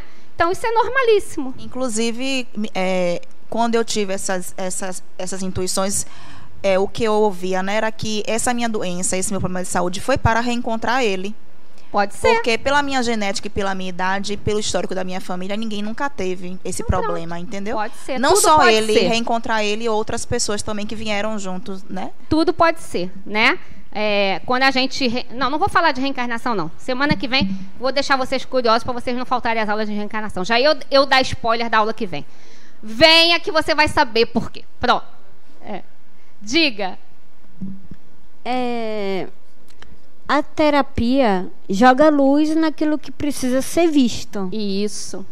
Então, não é o terapeuta que vai dizer o que você faz, como você vai fazer. O terapeuta vai mostrar... Iluminar o caminho. Vai iluminar o caminho. Exatamente. Perfeito. Para dar subsídios, para tomar decisão. O caminho é seu. Eu não sou psicóloga, mas sou terapeuta. Então, pronto. É isso aí.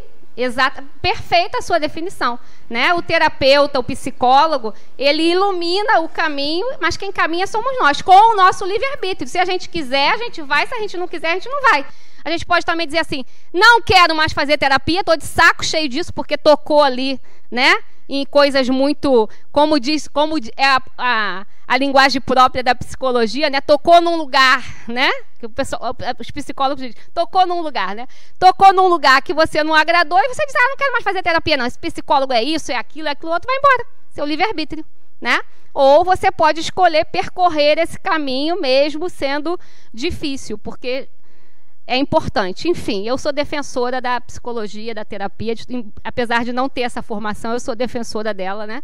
E essa casa aqui é embasada no espiritismo e na psicologia, então não tem como ser diferente. Gente, sonhos. A gente já falou milhares de sonhos aqui, né? Eu brinco aqui que quando eu boto esse slide, abre-se um portal para Nárnia, né? O pessoal começa a falar de todos os sonhos e tal, e não sei o que, lá. Mas vocês já fizeram isso, né? Antes de eu chegar no slide, vocês já abriram o portal para Nárnia, né? Mas eu queria também dizer que eu não sei interpretar sonho, viu? Isso não é uma aula de interpretação de sonhos. Então também não adianta pedir o microfone para dizer, eu sonhei com isso, o que você acha que é? Eu não sei interpretar sonho. Tá? O objetivo dessa aula, falar dos sonhos, é mostrar para vocês os 3 classificações que Kardec deu dos sonhos e demonstrar, como a gente viu nos slides anteriores, o que isso impacta no grau de libertação do nosso espírito durante o sono. Ok? Vamos lá. O primeiro deles são os sonhos simples, que, como eu já falei aqui para um de vocês, que eu já nem sei para quem foi mais que eu falei, né? São descargas, né? São descargas mentais, são descargas cerebrais até, né? De tudo que aconteceu com a gente naquele dia. Então, às vezes, aquele sonho que a gente diz assim, sonhei um sonho sem pé e sem cabeça, né? Sonhei uma bobagem que eu não entendi foi nada, que são os sonhos mais comuns, são os sonhos que todo mundo tem, né? A maioria de nós, corriqueiramente, né? Sonhou com o cara, com a menina da novela, da série, do filme que eu estava assistindo, misturou que eu estava numa cidade que eu não sei nem onde é, com pessoas que eu nunca vi, né? São esses sonhos, são essa proteção, né? Essa descarga que o inconsciente precisa ter ali, né? Durante o sono. E o que importa para a gente dentro dessa aula é que Kardec diz que quase não há a exteriorização perispiritual. Então, quando a gente tem esse tipo de sonho, significa, simplificando, que a gente ficou por ali mesmo, né? A gente não foi para lugar nenhum, né? Lembra do slide? Lembra o slide anterior que estava ali, que estava mostrando, né? Que o perispírito está só ali afastado. Ele é como se a gente afrouxasse a roupa, né? Quando a gente está com aquele gravata apertado, aquela roupa apertada que você afrouxa a roupa, assim, dá aquela descansada, né? Então, quando a gente tem esses tipos de sonhos, significa que a nossa exteriorização, né? Que o nosso passeio não teve passeio, foi só para se liberar ali um pouquinho, certo? O outro sonho são os sonhos reflexivos, que é um sonho que te leva um pouquinho mais longe, ou seja, a sua liberdade espiritual é um pouquinho mais distante. O que são os sonhos reflexivos? Como o Mário disse aqui, né? Aquele sonho que você acorda trazendo alguma coisa.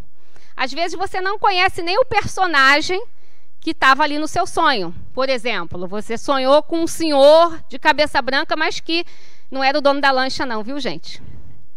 Eu falei homem de cabeça branca, lembrei logo da música. O dono da lancha é o cabeça branca. Mas não é esse, não. Né? Vou mudar, vamos botar uma mulher de cabeça branca. Pronto, uma senhora de cabeça branca, né? Uma senhorinha, e você teve um sonho com ela e você acorda assim, nunca vi, não sei quem é, né? Mas me deu um sentimento assim de acolhimento, ou um sentimento de saudade, né? Ou um sentimento de pertencimento, parece que eu já conhecia aquela senhora, né? Então, os sonhos reflexivos, basicamente, são aqueles sonhos que você acorda e fica remexido o dia todo. Sabe aquele sonho que a gente fica remexido o dia todo? Né? Que tanto pode ser um sentimento bacana, positivo, quanto um sentimento ruim, como foi o caso que Mário trouxe aqui. Né? Você pode ter encontrado alguém não muito legal e você acorda com aquela angústia, com aquela tristeza, com aquele medo, com aquela ansiedade o dia inteiro, né? E não sabe por quê. Às vezes você nem lembra do sonho. E às vezes você lembra e não sabe quem é aquela pessoa, né? Só lembra a sensação, só traz o sentimento. O que fica é o sentimento e a sensação. Mas Kardec diz que nesse tipo de sonho você foi mais longe, porque você acessou aos seus arquivos perispiríticos, né? Que a gente viu que esses arquivos estão lá na mente, né? Então, a mente é essa caixa preta, é esse arquivo de todas as experiências anteriores. Provavelmente, essa senhora de cabeça branca tem uma história com você anteriormente, você não sabe quem é ela agora, como a Alessandra, mas, de repente, quando eu fui José, ela foi importante na minha vida. Né? E aí, nesses sonhos reflexivos, a gente tem essa troca e traz sempre um sentimento. Né? São aqueles em que o desprendimento ou a emancipação da alma permite um mergulho mais profundo em nossos registros perispirituais, recuperando imagens, cenas de vidas passadas. Estas imagens são mais nítidas e coerentes como cenas de filme, ou poderão ser induzidos por espíritos desencarnados superiores ou inferiores, né? Que foi o caso que ele falou ali. Então, aí você traz os sentimentos bons ou ruins, dependendo do que foi, né, esse encontro, do que foi essa troca, certo? E aí, por último, a gente tem os sonhos espirituais. E aí, quem aqui, levanta aí o dedo para mim, quem aí sabe que teve um sonho espiritual, que significa que você teve um encontro espiritual? Uma sala muito cheia para pouca gente ter tido. Ontem eu fiz essa aula na turma de sexta. Aí uma pessoa levantou o dedo. Aí eu falei, só isso? Aí mais duas fizeram assim.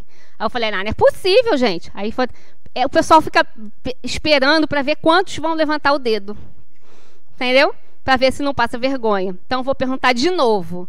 Quem teve já um encontro espiritual através de sonhos? Olha como é que melhorou. Tá vendo? Eu conheço, né? E aí, se eu disser para vocês assim, que se cada um parar aqui agora para me contar o seu sonho, e eu disser assim, isso não foi um encontro espiritual, você vai acreditar em mim? Não, né?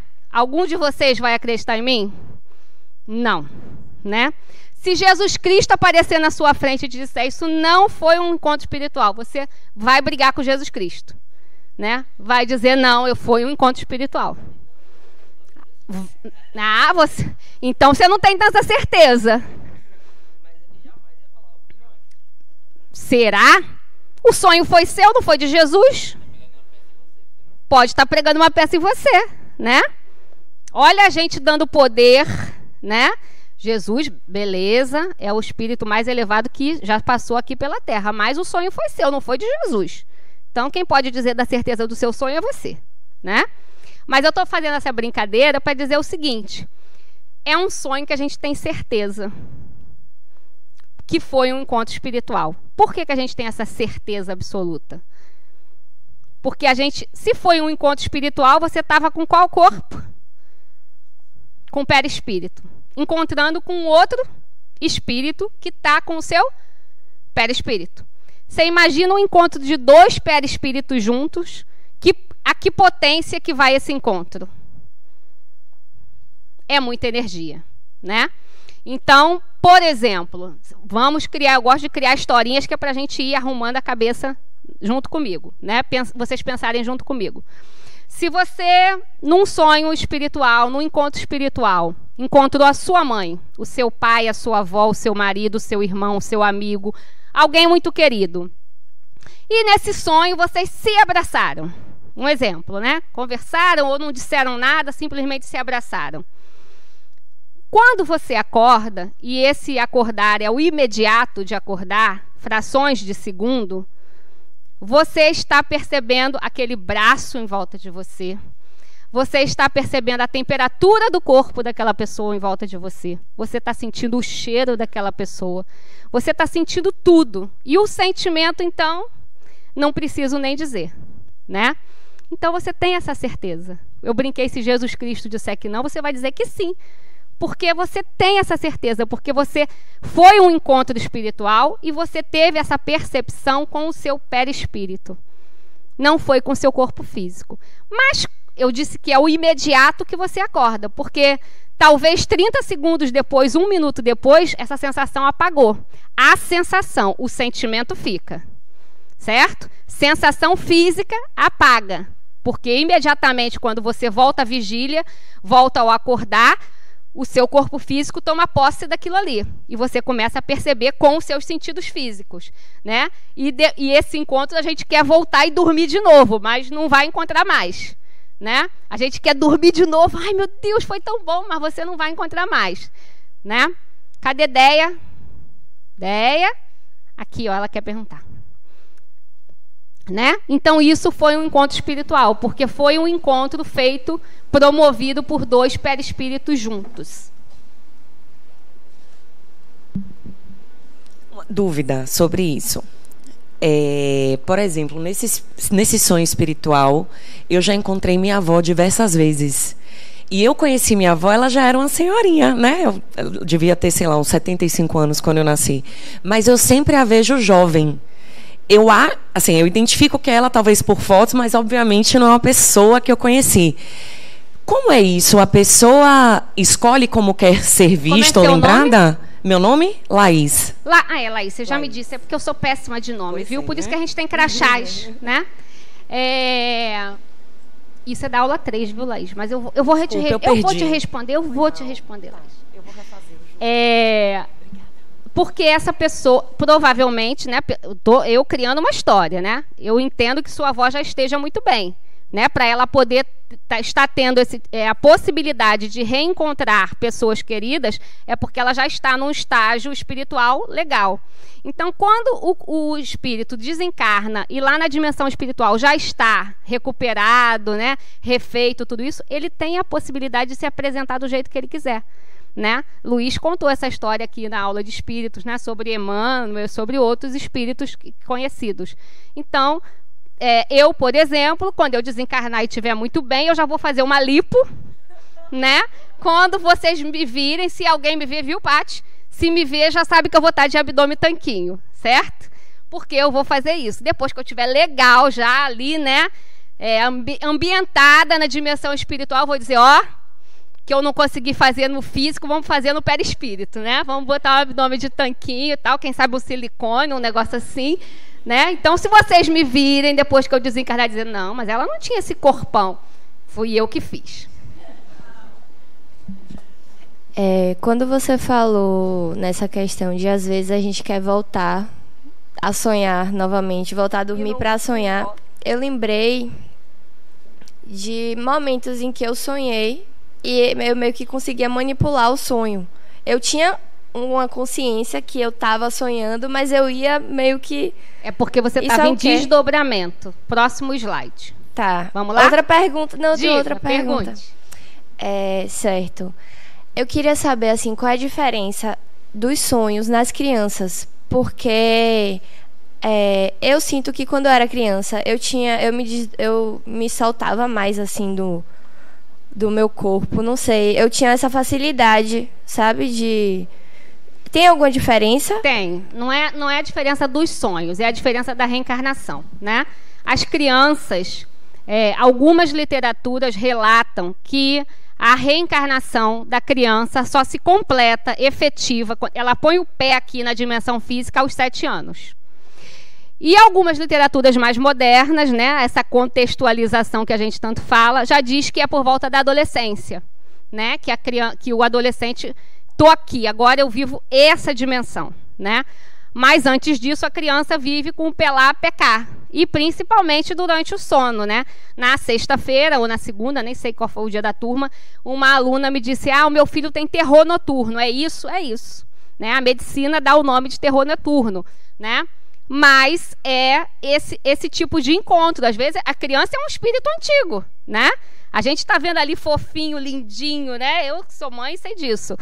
Lindinho, fofinho, mas ele traz uma bagagem, né? Então, quando ele sonha, quando ele dorme e sonha e desdobra e encontra, pode encontrar pessoas não tão agradáveis, né? Então, por isso dizem, os sonhos das crianças. Não, é por causa disso, por causa dessa não completude ainda da reencarnação, certo?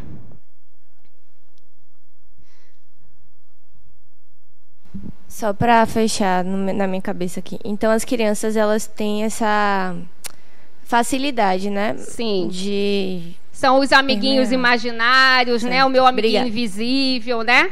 Que alguns pais e tal dizem, amiguinho invisível, imaginação de criança. Não é imaginação de criança, não. É amiguinho invisível mesmo, né?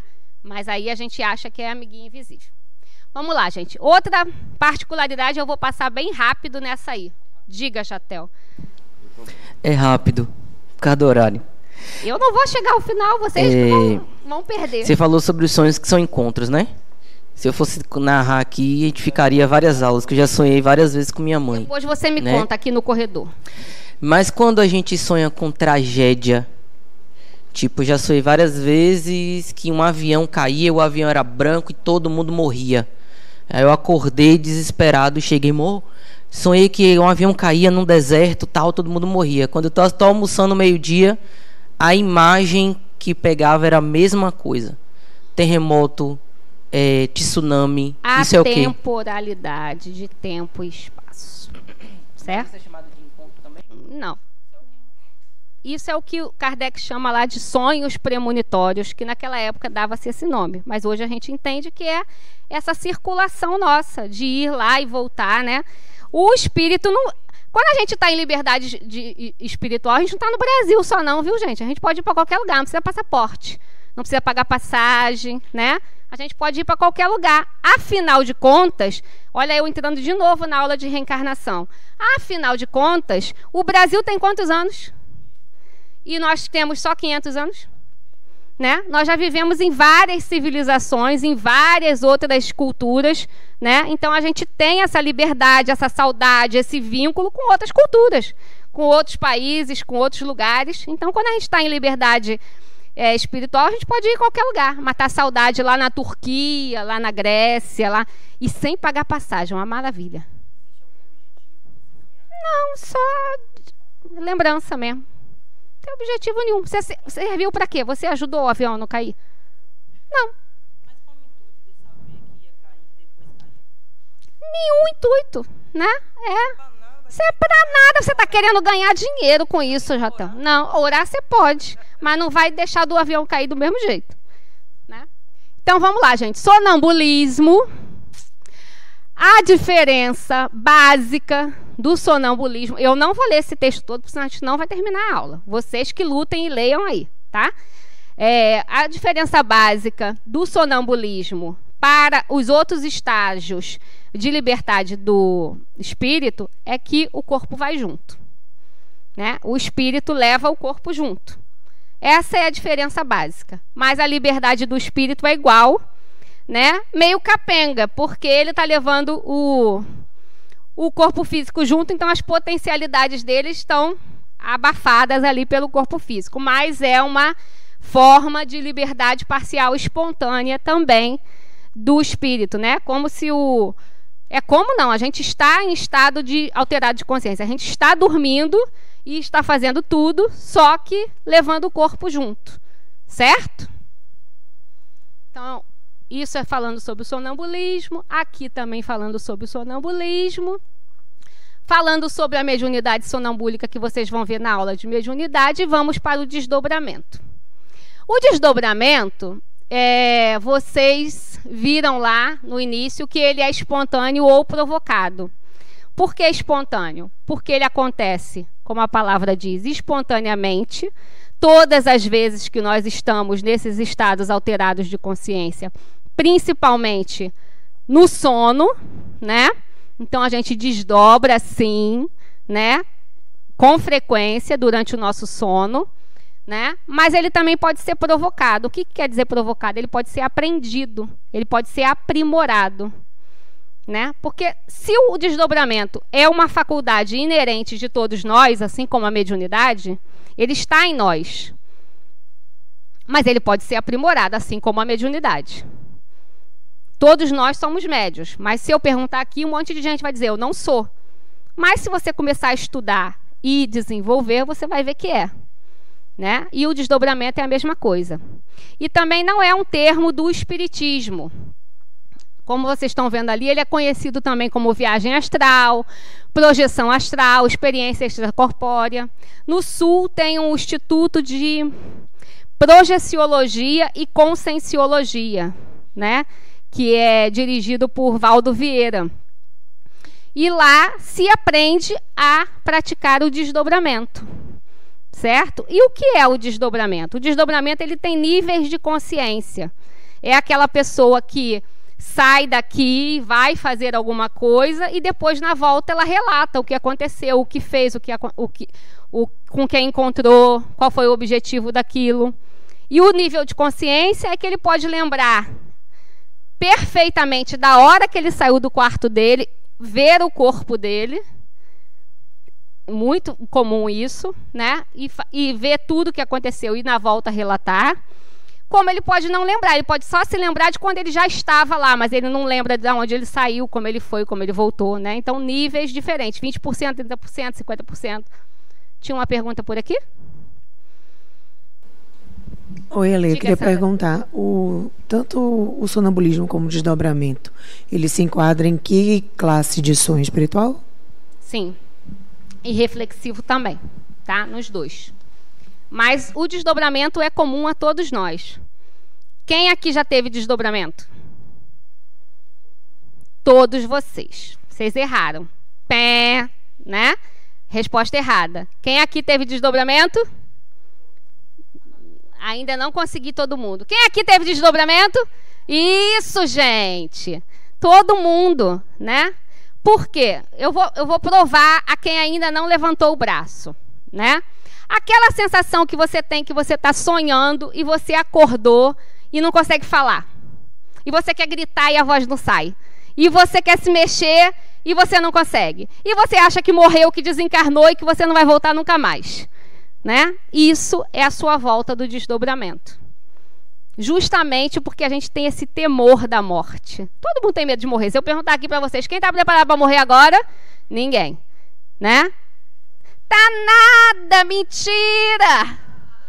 Mentira que tá nada. É o quê? Ele não tá com medo, mas ele não tá com pressa, viu, gente? Essa foi boa, gostei dessa resposta. Pois é.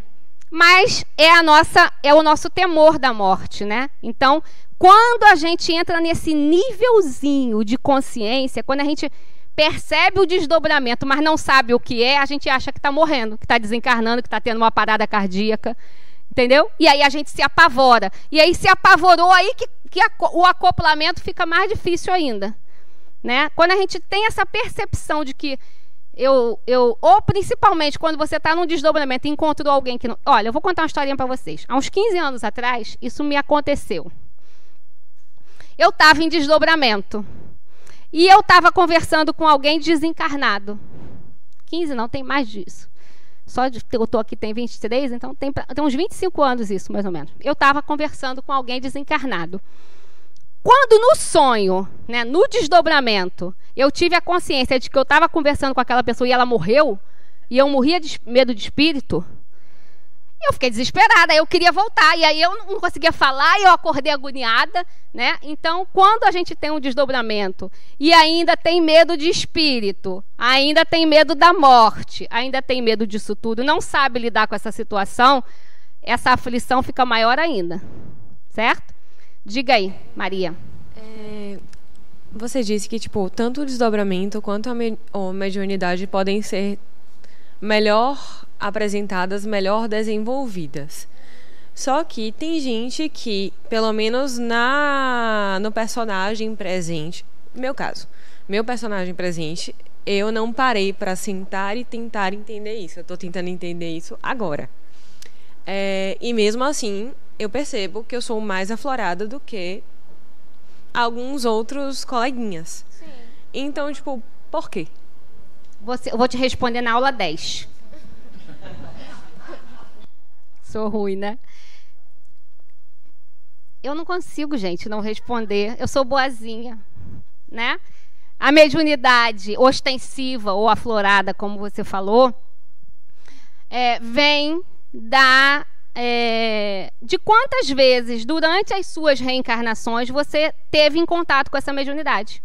Então, aquela pessoa que hoje é um médium ostensivíssimo ou que tem essa mediunidade muito aflorada, significa que em muitas encarnações, e não necessariamente no espiritismo e não necessariamente no Brasil, né? Porque em várias culturas e em várias religiões se trabalha isso, você teve esse contato, então você foi aprimorando. Chegou agora na sua reencarnação de Maria, isso já está criado em você, essa habilidade já existe em você, né? É igual aquela criancinha com 3, 4 anos que senta num piano e toca Chopin, que toca sei lá o quê, e ela não teve idade, tempo para aprender aquilo. Com 4 anos ninguém aprende a tocar daquele jeito. Então é uma habilidade que já está criada no espírito daquela pessoa para aquilo. A mediunidade é da mesma forma, Pronto, fechei o parêntese. Então, vamos lá. Então, gente, o desdobramento é isso, é inerente a nós, assim como a mediunidade. Acontece para todo mundo e a gente tem que ir aprendendo a lidar com isso. No nosso caminhar aí da ULI, vocês vão aprendendo a lidar com isso e vão vendo que quando a gente tem essa percepção de que isso está acontecendo e vai se entendendo como espírito, entendendo isso como uma coisa natural, isso vai sendo mais suave. Né? Vai deixando de ser... Eu escuto muita gente dizer assim, não, eu tenho desdobramento e odeio. Odeia porque não sabe lidar com isso. A gente só tem medo do desconhecido. Quando a gente passa a conhecer as coisas, o medo acaba. Né? Catalepsia é uma liberdade parcial espontânea também, que é uma doença, né? Mas que hoje ela já é detectada... perfeitamente pela medicina, né? Lá no século XIX, século XX, as pessoas eram enterradas vivas, né? Porque a medicina não tinha parâmetros, não tinha recursos para detectar se a pessoa estava viva ou não, né? Os sinais vitais eram muito abaixo. E aí me perguntam, e aí o espírito sofria com isso? Por alguns momentos, né? Quando ele retomava o seu corpo físico, ele tinha aquela agonia, mas já estava enterrado, morria, né? Mas logo depois, obviamente, ele entrava nessa liberdade total e era atendido, né? Se a gente for atropelado ali no meio da paralela, independente de quem é rico, pobre, tem carrão ou não tem poder aquisitivo ou não, a SAMU chega, né? Às vezes demora, mas chega. Né? Chega para todo mundo. Então a SAMU espiritual chega também do outro lado, né? Um espírito não fica assim em agonia, principalmente num caso desse, né? Então a gente tem essa assistência rápida. Lá atrás, Deia. Aí nós temos a letargia, que é quando acontece uma doença, uma febre, uma convulsão, não, como é que é, gente? Delírio, né? Quando a gente diz, estou em delírio, está em febre, está delirando. Com certeza, coloquem na cabeça o seguinte, o espírito não precisa sofrer com nada disso, com nenhuma doença, o espírito precisa sofrer. O que passa pelo sofrimento, pela dor, pela agonia, é o corpo físico, né? Então, quando a gente está numa febre, um delírio, muito provavelmente a gente chama delírio, mas são coisas que o espírito está trazendo. É essa liberdade que o espírito se afastou ali, né? E quando a gente volta para nossa vigília, que a gente toma consciência de novo, que a febre baixa, que o corpo físico melhora, a gente diz, eu pensei, eu tive a impressão, eu falei isso, ou alguém diz assim, não, você delirou, falou isso assim, um monte de coisa sem sentido para aqui, para agora, para aquela reencarnação, mas provavelmente impressões de coisas que você vivenciou ali naquele momento de liberdade, certo? Alguém ia perguntar aqui? Diga.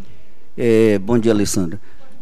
Minha pergunta é a seguinte, a gente tem relatos de diversas culturas, né, que utilizam, por exemplo, de rituais e certas ervas medicinais, tá certo?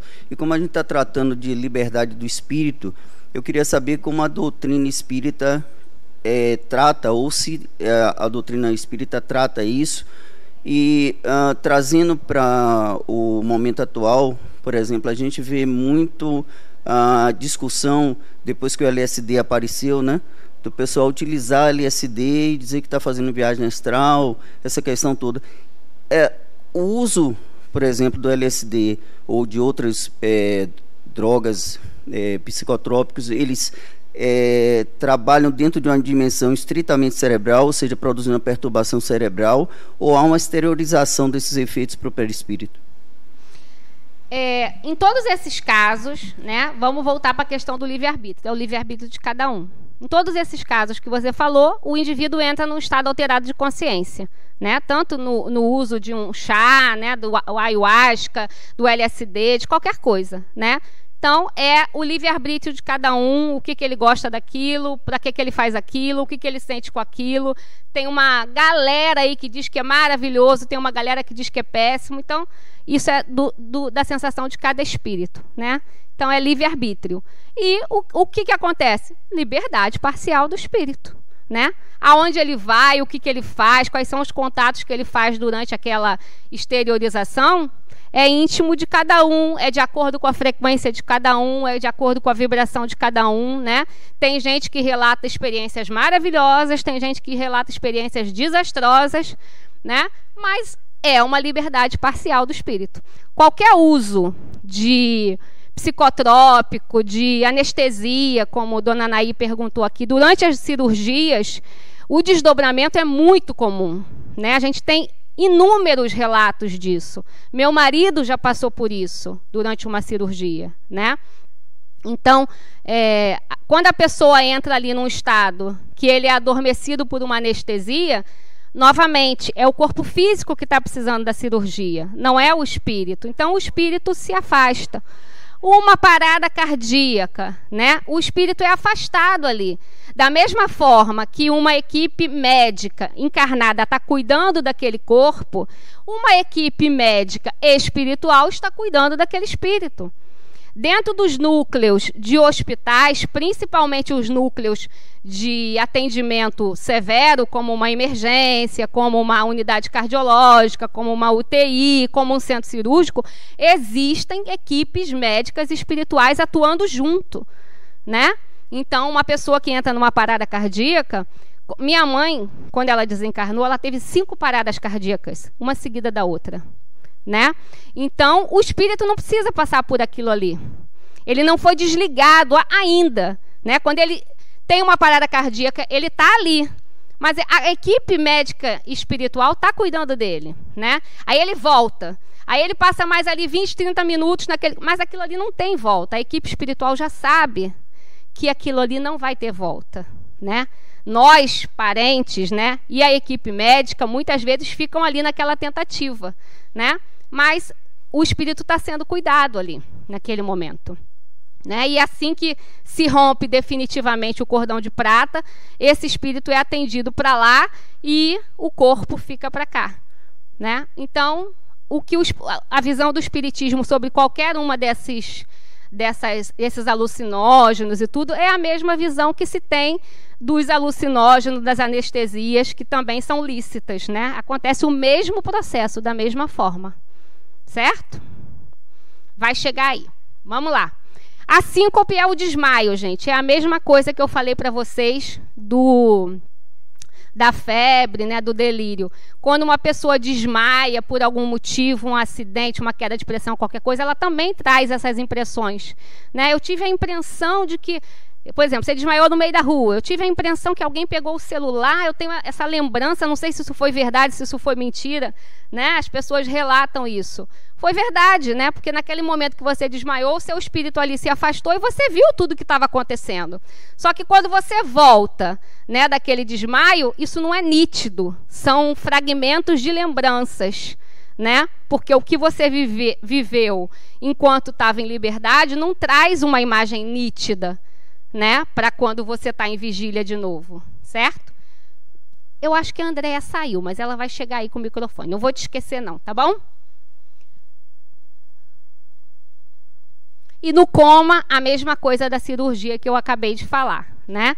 E ele também pode ser espontâneo, quando ele é causado por um acidente, por uma doença, né, onde os órgãos estão sofrendo naquele momento ou estão entrando em falência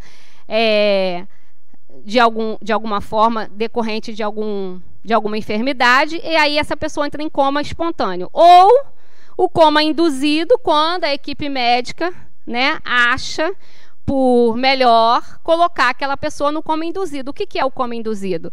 É introduzir medicações psicotrópicos, anestésicos, se for o caso, né, para deixar aquela pessoa ali no estado de torpor, com a consciência lá embaixo, né? Então ela está desligada, vamos dizer assim, do mundo à sua volta, o corpo físico. Mas o espírito, liberdade. Ele não precisa estar passando por aquilo ali, né? Da mesma forma que na cirurgia, eu acabei de dizer, temos equipes espirituais também nas UTIs.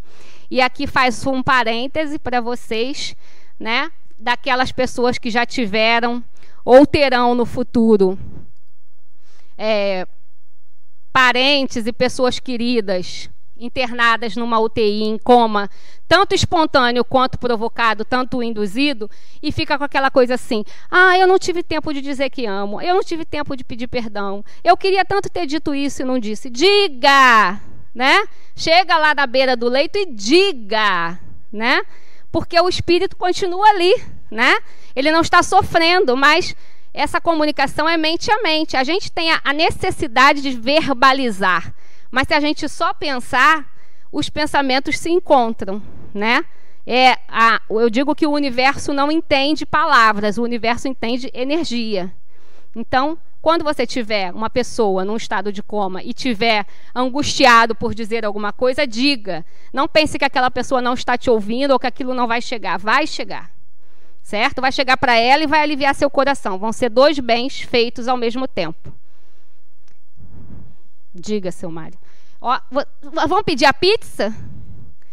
Vocês querem de qual sabor? Porque 12h30 a gente não vai terminar, não. Eu queria comentar uma coisa que a senhora falou.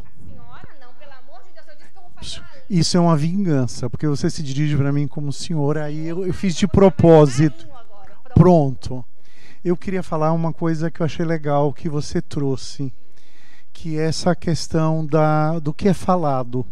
Durante a experiência de coma e cirurgias, a gente trabalha com hipnose e a gente verifica que às vezes as pessoas trazem coisas que são comentadas durante atos cirúrgicos e que às vezes o indivíduo, durante a hipnoanálise, o indivíduo carrega traumas por comentários que são feitos durante atos cirúrgicos.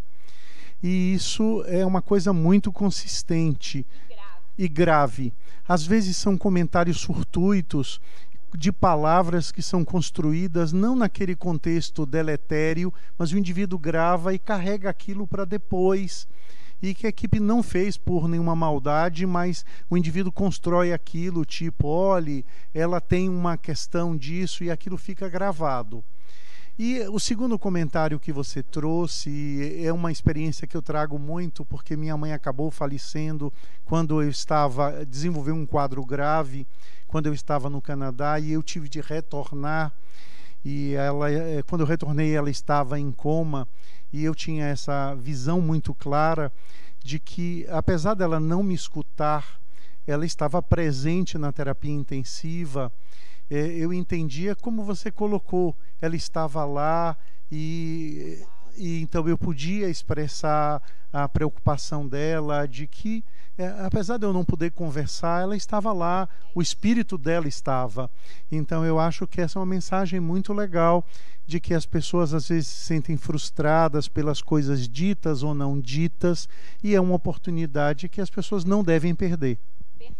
É isso mesmo, gente, perfeito, né? Às vezes as pessoas desencarnam, a gente carrega um remorso, uma culpa, né, que vai gerar uma confusão mental, e aí os psicólogos é que se dão bem nessa história, né? Mas é isso, falem, né? Falem, expressem, porque o que está ali adormecido, o que está ali inerte é o corpo, mas o espírito não morre, não descansa. Diga, meu amor. Por exemplo, durante uma cirurgia ou em qualquer situação em que a pessoa tem uma parada cardíaca, tem uma parada e volta. Durante o tempo em que a pessoa ficou parada, o espírito permaneceu dentro da pessoa, assim, quando a pessoa volta, ou ele se desacopla. Quando volta, sim. Mas quando ela está em parada cardíaca, ele tem essa exteriorização. Pequena, mas tem, né? Porque ele não precisa sofrer aquilo ali, né? Mas ele continua ligado. Aquele laço fluídico, né? O cordão de prata não é rompido. Ele está ali. Mas ela está sendo assistida dos 2 lados. Pela equipe médica, pela equipe espiritual. Pode ter certeza disso. Aí, certo? Só no caso da pessoa não voltar que há esse quando acontece rompimento. Realmente o desencarne, aí o cordão é rompido. Tá. Certo? Então, olha lá, ó, a emancipação total, estamos falando disso, né? Só acontece quando esse desligamento se dá pela morte, pelo desencarne. E, cadê, Rô? O negócio nem quer ir mais, Rodrigo, ó. Quer ir mais, Rodrigo? Ah, foi. Pronto. Ela pode ser espontânea e provocada, né? É a extinção da vida, a libertação total.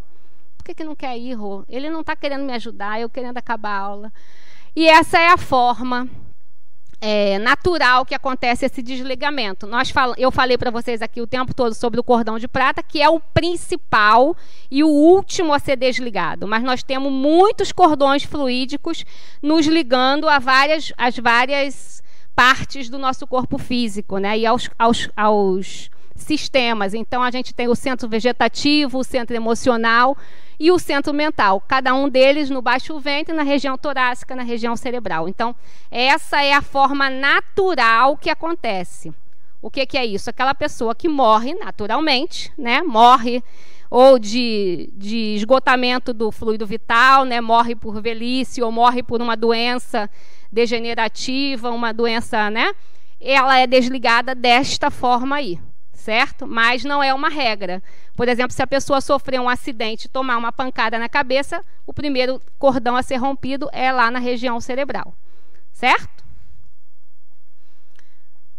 E por fim, então eu já falei, né? O natural é o desgaste do esgotamento fluídico e o acidental são aquelas mortes que não estavam programadas para acontecer, mas acontecem, né? Homicídio, suicídio, eutanásia, acidentes, né?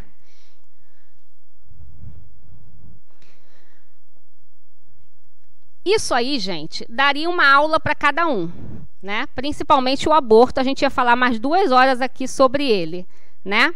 Mas o que é importante da gente entender, né, dentro do contexto dessa aula, é que o Espiritismo entende que nenhuma forma de abreviação da vida deve ser feita, né? Tudo é importante para a evolução daquele espírito, do espírito que vai reencarnar e é extirpado ali por um aborto. E eu sei de inúmeras coisas, né, de inúmeras situações que a gente não vai discutir aqui agora, mas eu estou dizendo a vocês a visão do Espiritismo. Sempre há aprendizado para todos os lados, né? Quando uma pessoa está numa fase terminal, num câncer terminal, numa metástase, enfim, existe aprendizado para todo mundo. Na maioria das vezes, não existe aprendizado para aquele espírito que está passando por aquilo ali. Como eu disse, o espírito não é obrigado a sofrer, né? O corpo está passando por aquela finalização. Mas existe aprendizado para a família, existe aprendizado para a equipe médica, existe aprendizado até para aquela pessoa que faz a limpeza ali daquela UTI e circula ali por todos aqueles casos, né? Existe aprendizado para todo mundo, né? A eutanásia, por exemplo, a gente tem o costume, eu mesmo falava isso, né? A eutanásia é legitimada lá fora, em outros países. Não, a eutanásia não é legitimada lá fora. Porque a eutanásia é você acabar com a vida de alguém, né? A eutanásia é você abreviar. É o que, por exemplo, os veterinários fazem, é necessário fazer aos animais, mas os animais não são espíritos e não têm reencarnação, né? O que é legitimado lá fora, e a diferença para o nosso país, é a ortotanásia. O que é a ortotanásia? É quando você sabe que aquele paciente não tem mais chance de recuperação, né? Você sabe que aquele espírito não tem mais como usar aquele corpo como veículo, né? E tanto ou o paciente ou a família opta por cuidados paliativos, que vai dar todo o conforto para aquele paciente, mas que não vai ter cuidados invasivos desnecessários, né? E aí, os cuidados invasivos e desnecessários é a distanásia, é o extremo oposto da eutanásia. É quando a família diz assim, não, eu quero que faça de tudo para salvar ele. Mas não tem salvamento, né? O que vai acontecer? Vai furar aqui, vai furar ali, vai botar catéter em tudo que é lugar e faz hemodiálise, e bota respirador, e faz ressuscitação e desfibrilação, e faz tudo, mas não tem jeito. Isso você está prolongando, não é a vida, é o sofrimento, né? Está prolongando o sofrimento do espírito, está prolongando o sofrimento da família, está prolongando a agonia da equipe médica, que sabe que aquilo não vai dar resultado, né? Então, o meio termo disso tudo é a ortotanásia. E essa o Espiritismo é a favor, né? É você deixar o corpo ir naturalmente. Você desliga o aparelho de respiração e, às vezes, aquele corpo e aquele espírito só tem o desligamento 2, 3 dias depois. A gente acha que desligou o aparelho e a pessoa vai morrer instantaneamente. Isso é coisa de filme, né? Na vida real, não é assim via de regra, né? Às vezes a pessoa demora 6 horas, 8 horas, um dia inteiro, 2 dias. Eu já vi pessoa desligada do aparelho, com 3 dias depois ela veio a falecer, né? Mas ela não tinha mais jeito, ela estava com metástase de câncer para todos os lados, né? Então, isso... Só que a equipe médica dá um conforto para essa pessoa. Ela está sob analgesia, né? Ela está sob sedativos, ela está sob tudo isso. Então, é deixar o fluido vital se esgotar. É deixar que esse desligamento desses cordões sejam feitos gradativamente, tranquilamente, sem o sofrimento. Certo? E o último slide, vocês vão agora me aturar. Passei 3 minutos e vou passar 5. Vocês perguntaram demais. Eu disse que vocês podem tudo, mas tudo tem uma consequência, não é? Então é essa. Todo mundo com fome aqui, junto comigo. Ó, lá no livro de Educação para a Morte, de Herculano Pires, ele diz assim: para os materialistas, o título Educação para a Morte significa educação para o nada. Para aquele, no entanto, que entrevê a imortalidade da alma, esse título torna-se grandioso, pois ele compreende que a morte nada mais é do que o término de uma experiência material e o retorno à vida livre do espírito. E também esse texto aí de Adenauer que eu trouxe para vocês. Os dois querem dizer o seguinte: a nossa vida verdadeira é a espiritual. Como eu disse no início da aula, qual é a única certeza que a gente tem? Da morte, do desencarne, né? Então, não adianta correr, não adianta se esconder, porque todo mundo vai desencarnar, né? E há 90 anos atrás, onde vocês estavam? Desencarnados, porque eu acho que não tem ninguém aqui com 90 anos, né? Então, há 90 anos atrás, todos nós estávamos desencarnados. Estamos agora encarnados. E assim vai acontecer ainda milhões de vezes, né? Então, o objetivo dessa primeira aula, com esse contato de liberdade do espírito, é a gente entender que a gente morre todo dia. Todo dia o nosso corpo fica inerte, com os sinais vitais, óbvio, né? Mas inerte, e a gente sai. O espírito, ele foi criado livre. Ele é um espírito livre. Ele só está vinculado aqui para viver essa experiência física que é importante dentro da nosso aprendizado, da nossa evolução, né? Ah, mas a gente não evolui e não cresce na dimensão espiritual? Sim, mas os dois lados, as duas dimensões são importantes, né? E como eu disse no início da aula, o que a gente passa dormindo? 8 horas, 6 horas, 4 horas, né? Tem gente que dá plantões aí dobrado. É a hora que a gente está em liberdade, né? É a hora que a gente tem para se manifestar como espírito. Então, é isso. É a gente ir começando a se enxergar como esse espírito livre, começando a observar os nossos sonhos, começando a entender melhor os desdobramentos, começando a entender... Tem uma frase que diz assim, ó, lá na internet, eu já li isso várias vezes. Nós somos espíritos vivendo uma experiência material, né? A verdadeira vida é a espiritual. Mas Adenauer mudou ela aqui e eu achei sensacional. Ele diz assim: nós somos espíritos vivendo experiências espirituais. Porque estando acordado, dormindo na sua casa, no seu trabalho, com seus filhos, na rua, na ule, no carnaval, em qualquer lugar, você está vivendo espírito, que é a única diferença é que você está aqui no seu corpo e acordado. Mas quando dormimos, a gente vai para a nossa liberdade. Então, vamos passar a observar os nossos sonhos, entendê-los, né, como essa liberdade maior ou menor, e começar a nos olharmos como espíritos que somos. Certo? 6 minutos eu passei, a culpa é de vocês, porque vocês perguntaram demais. Tenham um bom domingo e sábado que vem nós estamos aqui.